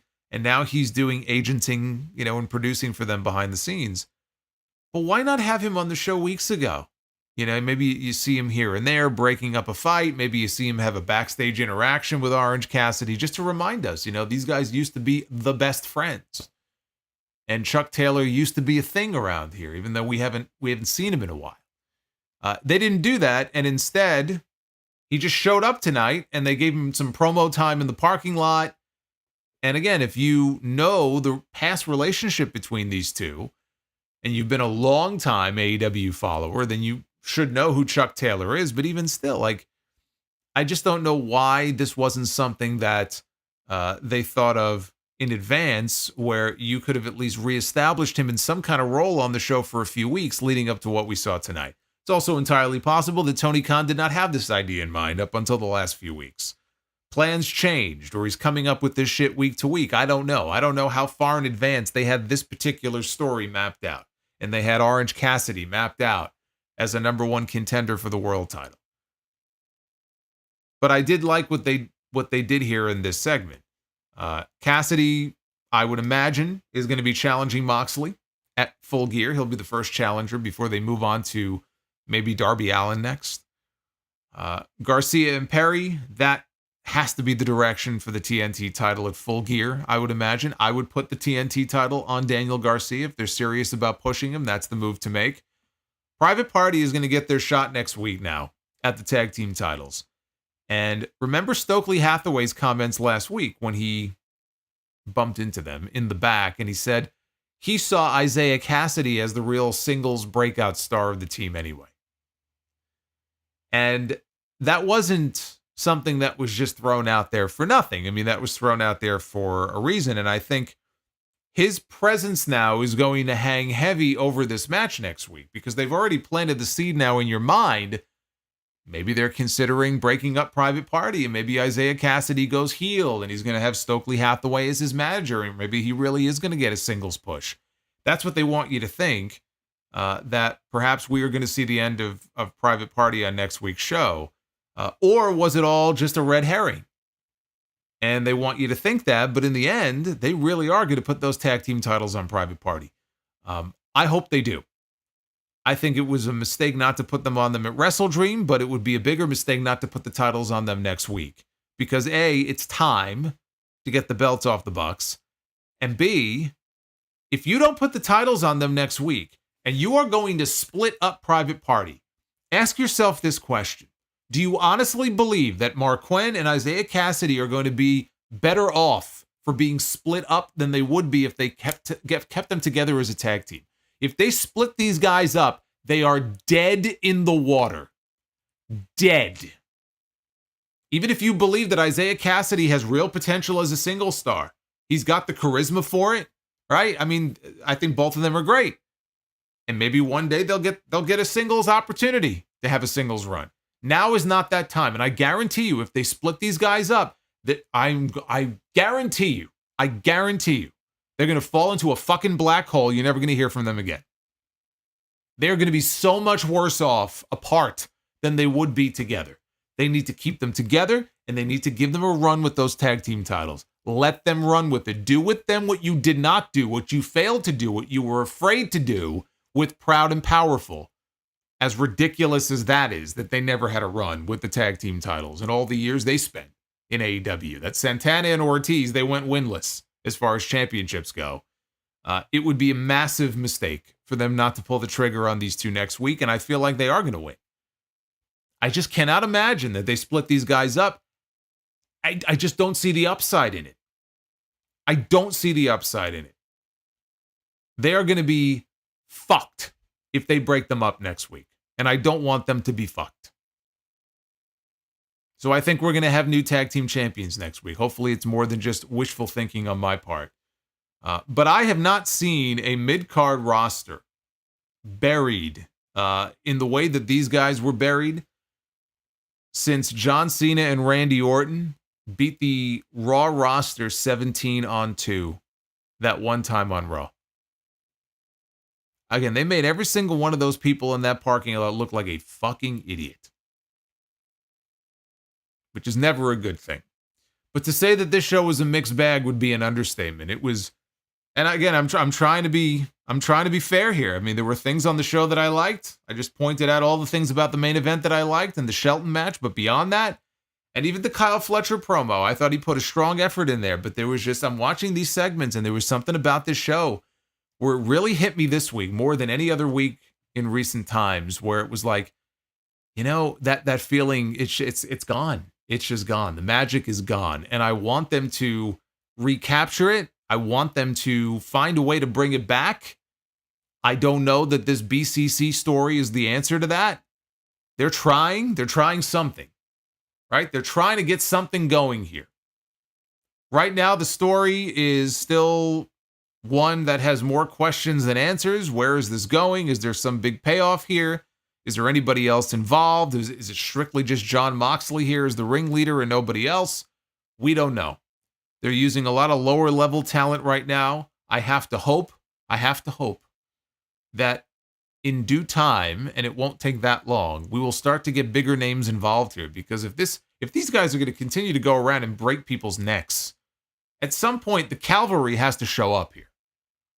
I'm not saying they have to copy the NWO and just have all the big guns come out every single week like that you used to have Sting and Savage, but you've got to have big names that are going to show up and come to the defense of AEW and stop the madness and stop the mayhem. And I don't know for how many more weeks they can go on with these lower level talents and continue making them look like fools and treating them like fools. But there were a lot of segments on this show tonight that just did not hit with me. The Jericho thing just made me more angry than anything. Even though it was a Ring of Honor title, it wasn't an AEW title. Just the idea that they would even put a championship right now back on Jericho and a title he already had once before. It's not even like, well, he's never held it before. It's the novelty of him being a Ring of Honor champion. Maybe he'll bring more attention to the brand. We've already done this. Like, we've been there already. Been there, done that. And they're going right back to the same shit over again. It just drives me nuts. There were some things to like, but man, there was a lot not to like on this show. And it just drives me insane. And it just makes me very sad to see what this show is compared to what it used to be and what it could be. I just don't know. But they are trying to load up the show next week. It is a Halloween-themed episode of Dynamite. It is the Fright Night episode. We have the Young Bucks defending against Private Party. We know the Stips. Swerve Strickland back in action, one-on-one with Shelton Benjamin. That I am looking forward to. Adam Cole back in action for the first time in over a year against Buddy Matthews. And Chris Statlander one-on-one with Camille. And also, there was a challenge that was thrown out there, right, earlier in the show as well. So I mean, they're trying to load it up for next week. We'll see if it pays off for them. Because the week after that? I believe it is the week after that. They got a head-to-head battle on their hands on November 6th. They're going to be head-to-head with NXT that night, and I don't think that's going to end very well for Tony Khan. But again, we'll see if we get that Will Ospreay Kyle Fletcher match. That was the match I was referring to. That's the one that they teased but didn't outright announce for next week. I would imagine we get Ospreay on the show. If he doesn't wrestle, he'll at least be there. Take a look at the Twitter poll. What did you think of Dynamite tonight? That right there is the lowest score of the year. And honestly, that may be the lowest score the show has ever gotten. I can't remember a Dynamite that did worse. 25% thumbs up. 75% thumbs down. That is the worst Dynamite score in the history of the show. And it just goes to what I was just talking about. 5 years of Dynamite, and you can cherry pick things that you like on the show and this story or that person, but man, top to bottom on the whole, the show has never been as bad as it is right now. And it didn't have to be this way. It doesn't have to be this way. All you got to do is shape up. Shape up and get back on that horse and give people the show that we know you can give them because you have the talent to do it. Talent is right there. The talent is waiting for your direction. All you got to do is put them in the right situations, in the right position to succeed. And right now, they're not doing that.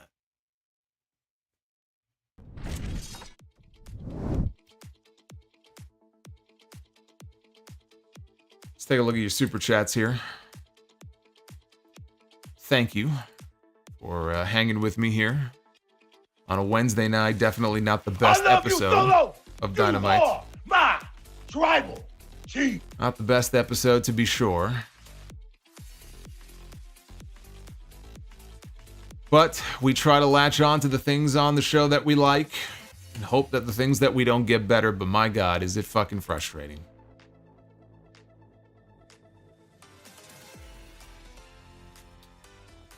Hey, Josh Carlos, we're gonna start with you, brother.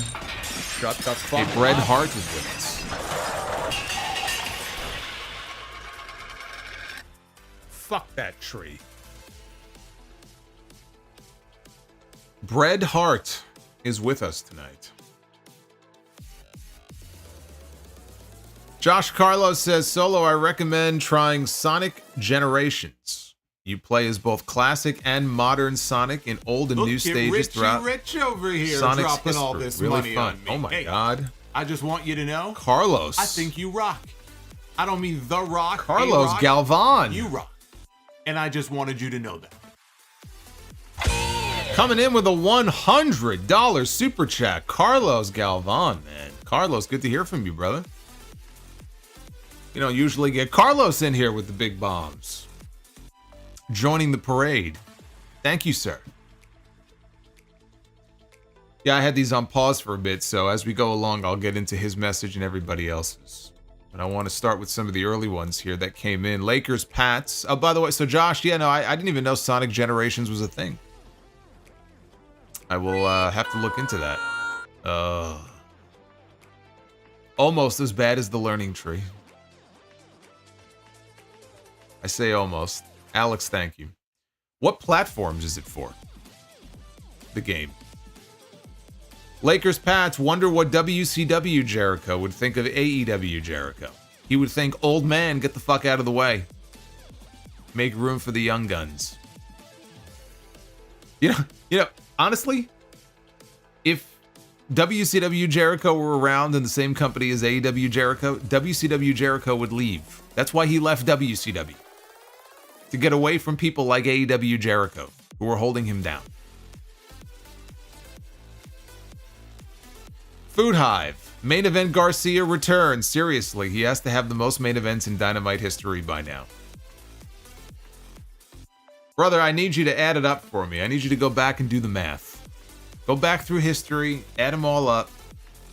I need to know where he falls in the order of main events in the 5-year history of this show. I don't have time to go back and look it up myself. But I am sure he is on the leaderboard.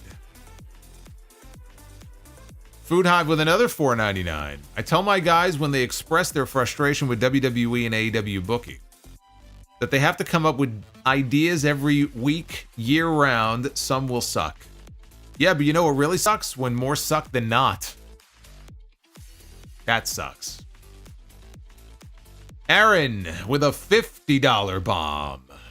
Overall, a pretty lifeless show, but I personally really enjoyed the Shelton and Sammy match in the main event and ending angle.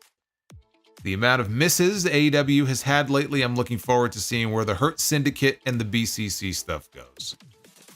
So that's pretty much the two things I highlighted on the show, and that was it. But Aaron, thank you. I think Aaron dropped 250 bombs. He's got another one coming up here. Well, let me just go to that now. One thing I'll say about the BCC is that I like the idea, and I enjoy their work lately personally, but they need to incorporate bigger stars in the story. Like I said, I enjoyed the ending angle, but we need more top guys involved in this angle soon. Yes, we do. Very soon. This is going to wear very thin unless they get some bigger names involved in this very soon. You know, some AEW fans would say that Orange Cassidy would qualify as that. I mean even bigger than that. But Aaron, thank you, man. Thank you for the support. Food Hive says, don't get me wrong, I enjoy them all, but both companies have their lame duck period before the big shows with the big angles. All that to say, this sucked. Food Hive, you know, the problem is there's no... We're not talking about a lame duck period here. You know, the lame duck period has been almost the entire summer and now into the fall. This is not a lame duck period. You know, it's not like WWE traditionally between the months of, you know, May and July. Shut the fuck up. This has been a long lame duck period. Fuck that tree. Is that Matt? Thank you, brother.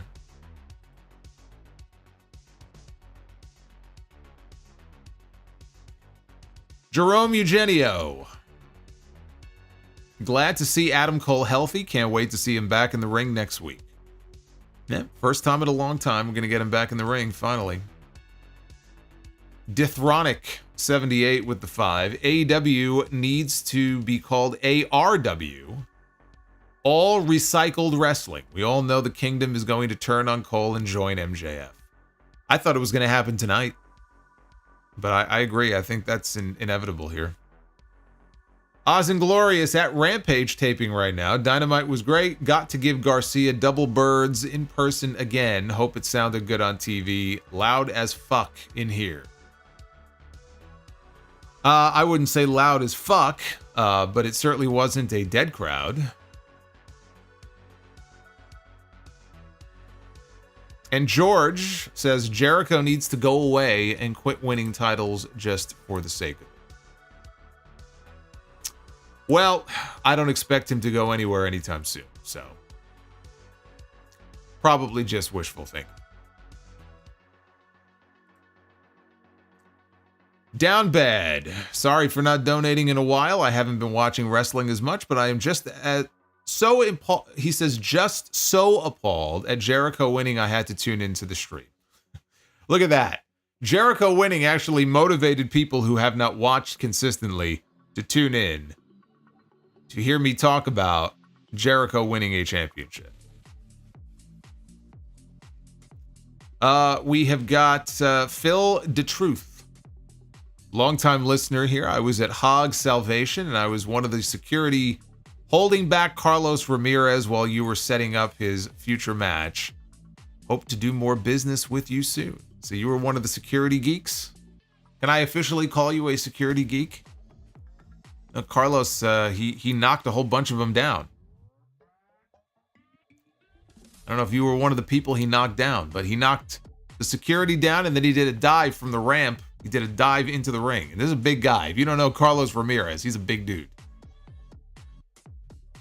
But that's very cool. I will see you soon, hopefully at another show. Hey, Tarnished, thank you for the membership. Go check out that new members only Q&A that's up. NWL Matt, just for you, the learning tree. And then he had round 2. Boy, Matt had like round 7 and 8 tonight. NWL Matt, thank you. Justin G, on the bright side, maybe Chris Jericho has a lot of TV time on ROH now instead of the main show. Thanks, guys. You're real troopers for this episode. No, you know, Jericho is going to have TV time now on ROH and continue to have TV time in AEW. Remember, he says he loves his TV time.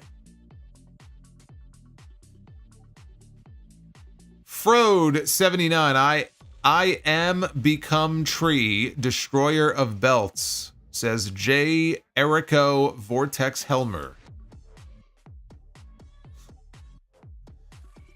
Ross Lawman, Frode, is he like one of the great prophets of our time? Mr. J. Erico Vortex, Vortex, I said Helmer, Vortex Heimer, I think I said Helmer. Ross Lawman, buy or sell Raw walkout on Triple H parking lot. Camp Out, or AEW Camp Out? God, they all sucked. I really miss those 2019 and 2021 to 2022 Dynamite shows. The drop-off is unreal. It's like two different shows. It doesn't even feel like the same show. You hear the same voices on commentary, but it just doesn't feel like the same show. Mr. Rod, Chris Jericho, once again the Ring of Honor World Champion. Literally, why? As I always say, extremely unnecessary. Brandon Proctor, congrats on 82K. Here's to 100K. Thank you. We got some work to do before we hit 100, but I'll take my 82 and we'll work our way up to 83. Thank you, brother. Natasha Rigby, here we go. Natasha dropped a $150 super chat earlier. Even though the learning tree nearly ruined my birthday, I wanted to send a shout out on my special day to help make tonight better after a truly horrific episode tonight, especially since I was able to make it here tonight. Well, Natasha, I appreciate that. You definitely helped put a smile on my face, and I want to wish you a very happy birthday. I hope that you had fun and you get everything you want, except, of course, for a great Dynamite, but we can't get everything we want all the time. But thank you very, very much. That's very kind of you.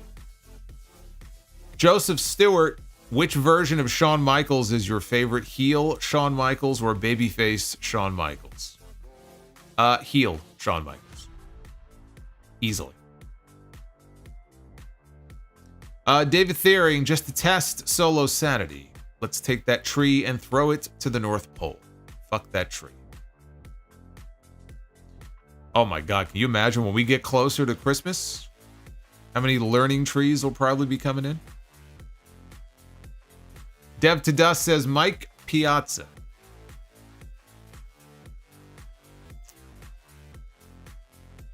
Mike was great. I've never in my life seen Mike Piazza as scary as he was in that one spring training game when he got hit by Guillermo Mota. And then he charged the mound and Mota threw his glove at him like a fucking coward and then ran. Literally ran out of the stadium.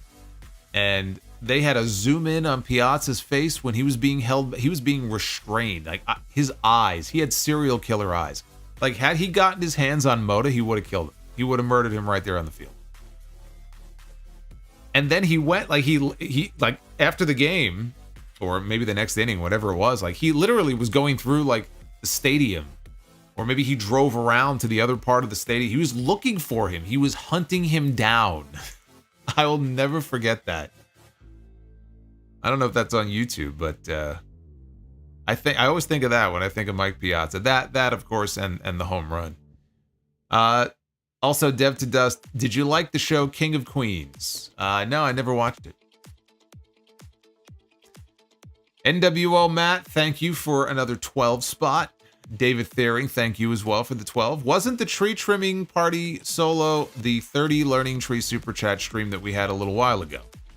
Anyways, down for chopping down the Learning Tree. Fuck that tree. Let's bring Darby's flamethrower as well. Hey, if you could find it, I'll use it. I'll burn that son of a bitch to the ground. The Real CS says, the fact that Tony Khan put the Ring of Honor World title on Jericho in 2024 tells you everything you need to know about how he sees Ring of Honor. It is a dead brand, and putting the title back on Jericho is not going to help. Yeah, I mean, it doesn't exactly inspire confidence when it comes to Ring of Honor. That he feels, even if just for a short period of time, that he needs to put that belt back on somebody with the name of Chris Jericho, which he's already done before. The fact that they're going back to it again, it really doesn't speak very well to the state of that brand. I agree. Jeremy Rose says Tony Khan has ruined AEW with his horrible booking. Almost nothing makes sense, and his top stars are barely on the flagship show. Jericho continues to get pushed like it is 2005. And here we are going into 2025. Let that sink in. Michael Darcy. The in-ring action is still great, but these stories make no sense and aren't interesting at all. Is there any hope for creative improving at AEW? No. I mean, there's no indication that we should be expecting them to suddenly have some great creative turnaround. I wish I could sit here and tell you yes, but I honestly, I don't have faith in that. Prince Vegeta, so we went from people like Samoa Joe and Swerve as champion back to Mox. Does he really need to be champion again? Put someone else in that spot. Tony Khan books him better than guys like Swerve, Ospreay, etc. You know, that's another interesting point, that when AEW started, they started with Jon Moxley and Chris Jericho, and Moxley won the championship from Jericho, right? And now Moxley and Jericho are both once again world champion here at the end of 2024 going into 2025.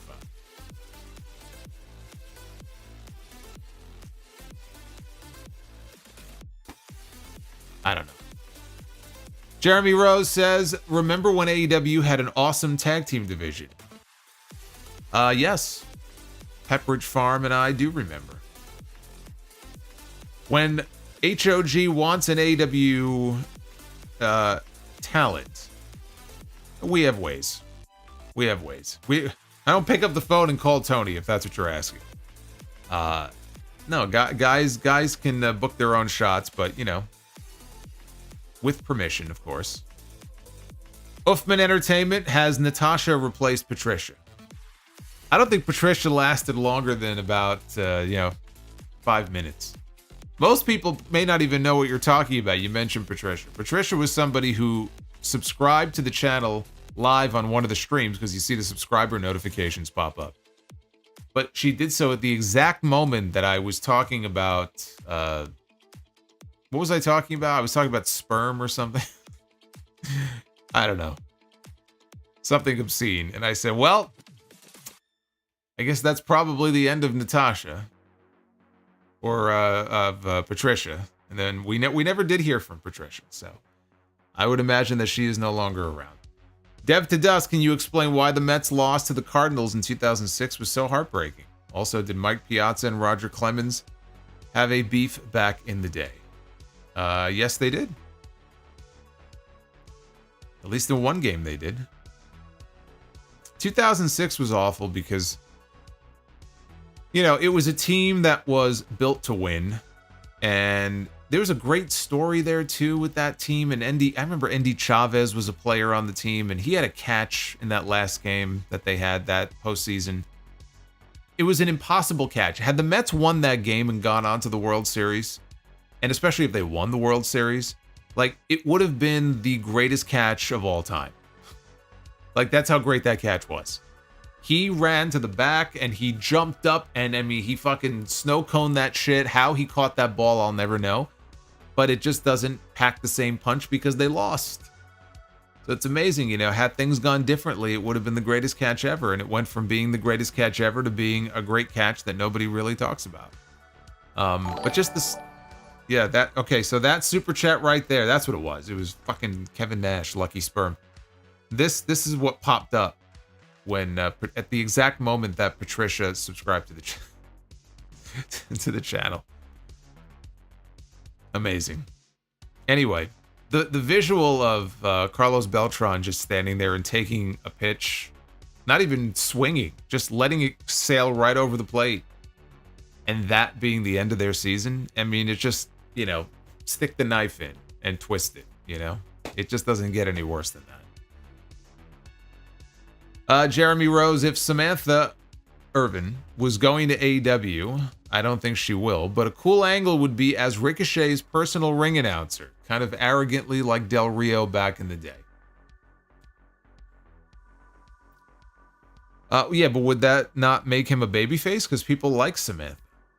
She has an incredible voice. I would think that would make him a babyface. No, not a heel. No one wants to boo Samantha. It's an interesting idea, though. The Mount Vernon kid, Christopher Bennett. If I was Chris Statlander, that's not how you spell Chris, I wouldn't be so worried about Camille. She barely defeated Queen Aminata. Not a good showing. She did not look like a threat. I agree. She did not look like a threat. Bret Hart, thank you for the 12. I saw your comment on the Q&A video earlier. The Mount Vernon Kid, opinion of Queen Aminata. I like her, but too many L's. I think she's good. I think there's definite room for improvement. She's not the best they have on the women's roster, but she kind of came out of nowhere for me and impressed me with some of her matches. And she does not win very often. Certainly doesn't win any big matches. But I think there's something there. You know, I think there's something there that could be cultivated and could be built into something bigger than it is. But she's going to have to be supported by the booking. I just don't have any faith in that right now. There's Carlos, channel member for 35 months. He dropped the bomb and he's a member for 35 months. Look at that. Carlos, you are the man. And there he is. With the $100 super chat with Kyle Fletcher going into a feud with Will Ospreay. Do you think this leaves Mark Davis, or where do you think this leaves Mark Davis when he's ready to return? Does he come back and side with Kyle? Yeah, I think that we're going to get Aussie Open back. I don't see why they would split them up. It's kind of like Private Party. If they split them up, you really think Mark Davis has a shot? Kyle Fletcher? Maybe. Maybe has a decent shot at single stardom in the company, but Mark Davis doesn't. Like, I'm sorry, but he doesn't. So if I'm Mark Davis, I'm hoping against hope that they're not thinking about splitting up Aussie Open. When he's ready to come back, and maybe he's ready now and they're just not ready to bring him in yet because Kyle is having a singles program, but maybe when this runs its course is when he reemerges and then we get Aussie Open back. But I don't think Aussie Open is done. Dev to Dust, who was a better dancer?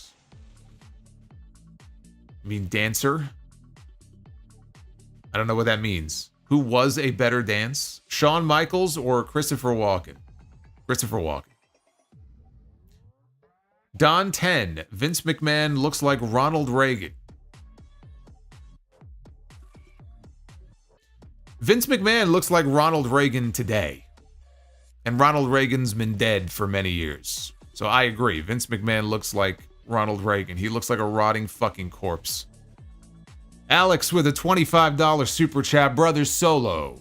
I don't know about you, but it really pisses me off that we get Cody against Jacob Fatu in a street fight as a dark match on Raw, but we can't get that on a televised episode. That match can draw millions. Yeah, but why would you give that away on TV? Like, that could be a PLE match. You just gonna throw it out there on TV, and then what? What happens then? Cody's the WWE champion. Gonna have Jacob Fatu beat Cody in a TV match? All right, you gotta think these things through sometimes. I want to see that match too at some point, but you don't just throw it out there like that on TV. But I'm sure that in time we will get that match. Boots, if Double A was still in AEW, would he be in the parking lot with his Glock, waiting for the BCC? Maybe Arn and FTR Hair could be the heroes that AEW needs. Yeah, you know what? If they had FTR Hair there, because Bald is probably off tweeting or something. But yeah, if you had Arn and Cash, right? The BCC, they don't want none of that. That's true. Carlos, can't wait for Mike Bennett and MJF to co-main event Full Gear. Oh, God. Yuri, grew up loving Jericho, but Jesus Christ, why are we doing this again? I feel like Jericho knows people are tired and he thinks it makes for good heat. Yeah, I always love that too. Because if you think about it, like anybody, any heel, like could just explain it away. Oh, I'm getting great heat. Right? Of course, people hate me. That I want them to not want to see me on TV. It's great heat.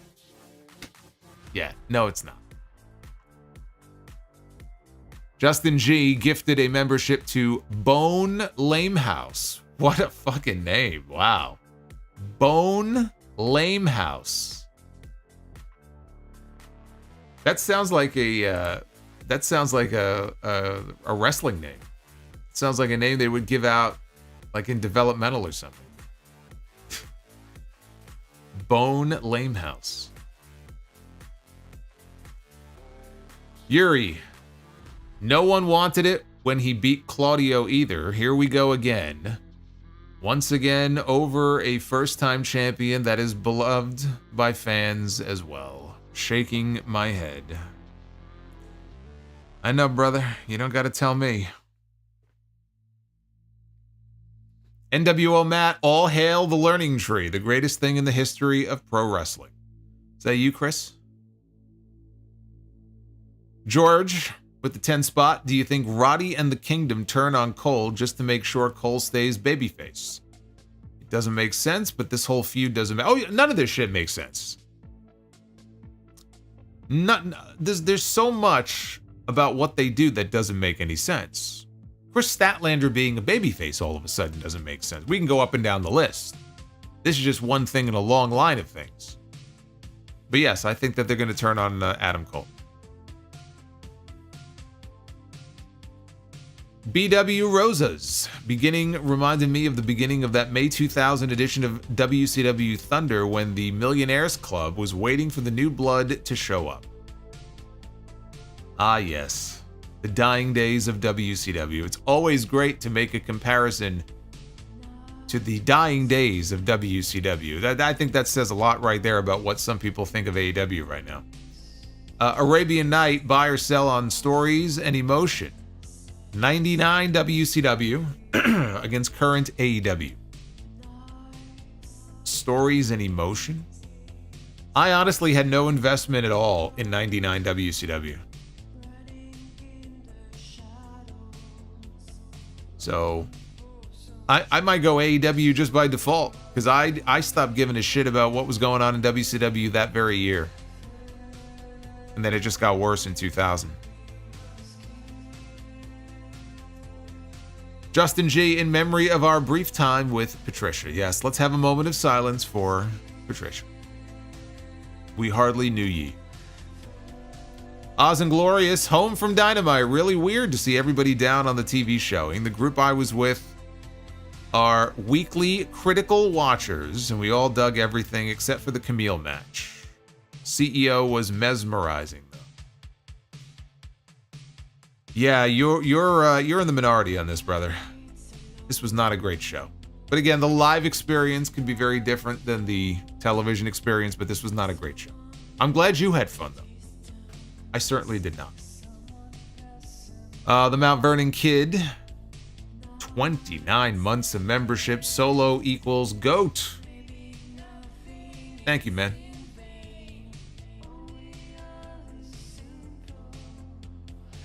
Carlos, Kip with the Patriarchy is so random it makes me scared for Christian going forward. Also, wish Tony would do more with Nick Wayne. Well, he's still very young, so there is still time for him to end up at the Performance Center. Yuri, Chris Jericho and his push against Shane McMahon and his punches in a retirement buried alive match. You know, I swear to God, if we have Chris Jericho on television as the Ring of Honor World Champion at the same time that Shane McMahon potentially comes into this company, I that might be it for me. I might tap out at that point. I may have to tap out.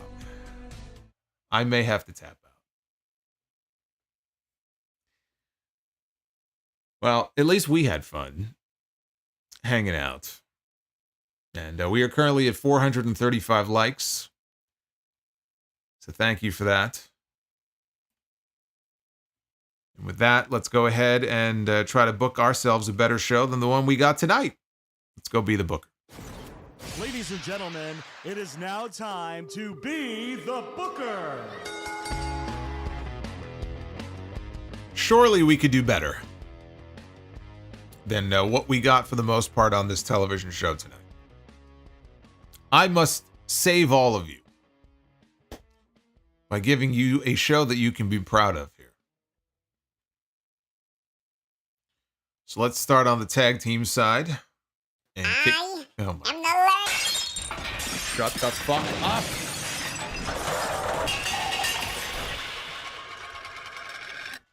Fuck that tree. Justin says, for absolutely no reason. Serenity now. Just say it out loud. Serenity now. Serenity now. We begin with the Usos. Jey Uso, Jimmy Uso. We may be seeing this again in the not too distant future. We're going to get an Usos reunion soon enough. Now, WWE would tell you they are the greatest tag team of all time. They're not, but they will tell you they're the greatest tag team of all time. Where do you fall on this? Where do you rank the Usos? The Usos are not even in my top 5. Where do you rank the Usos all time in terms of tag team wrestling? Let me know. We have the Usos against the Killer Bees. A meeting of two generations here. Killer Bees never won any tag team titles in WWE, but they're a very good team. So I give that the bell. I kind of like that match. Clash of Generations. All right, women's be the booker. Match number 2 of 3 here. Well, look who it is. It's Lash Legend. What was the name of this talk show that she used to have? Lashing Out, is that what it was? Lash Legend has been getting a lot of television time on Raw and SmackDown recently.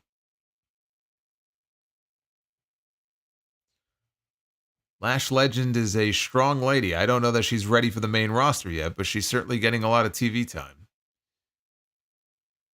You know, we live in a world right now. Think about this. We live in a world where Lash Legend is getting more television time than Jamie Hayter. Let that sink in. Lash Legend against Beth Phoenix. No offense to Beth. Lash needs a little more seasoning. She's not ready to be her final form yet. I think she'll get there, but not yet.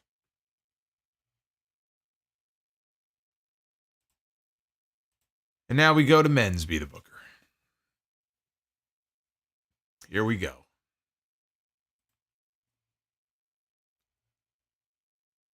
Well, speaking of sad stories in AEW, and you can't blame all of this on Tony Khan either, but what a sad story it has been for poor Keith Lee and his health. It just has not worked. It just has not worked out. But we have Keith Lee here in the main event of Be the Booker. And Keith Lee will be stepping into the squared circle with Kane. And not just any Kane. This is WWE Champion Kane from 1998. You get this version of Kane in the ring with a healthy Keith Lee back when he was a fucking beast in NXT. Wasn't he a double champion at one point, right? He was the NXT champion and the NXT North American champion before his Bearcat days. I want that Keith Lee. Put him in the ring with Kane. That's a fucking main event right there. That is a main event. So we went 2 for 3. Hey, there he is. There's Armed Anderson, everybody. Somebody asked about Arn and his Glock before. There he is. Thank you, Yuri, for the $2. Yuri says, safe to say the Learning Tree took Brie Mode's title tonight.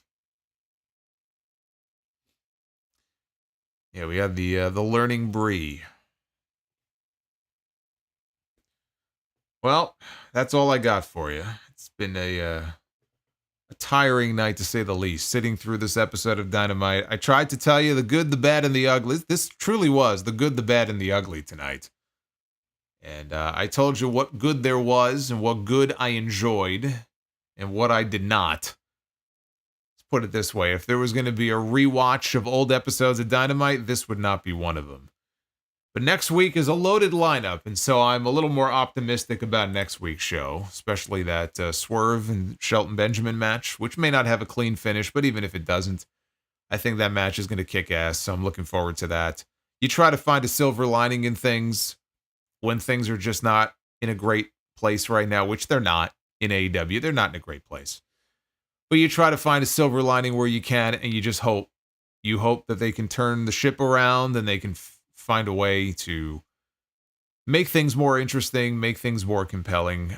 Right now, they're just not doing a very good job of it. You know, they're trying with this new story. We'll see where it goes.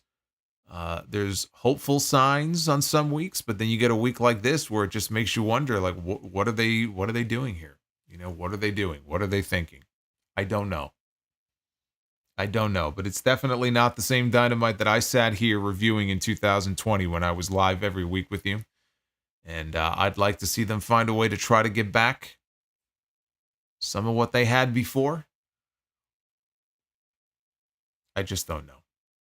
If you are a channel member, though, go check out the other hour that went up today, part 2 of the members-only Q&A. You got to be a member.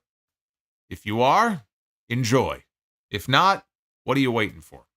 Come back here Friday night. We're going to be live. We're going to end the week with SmackDown. I expect to see you all there. Even if you don't watch SmackDown, I want to see you here anyway.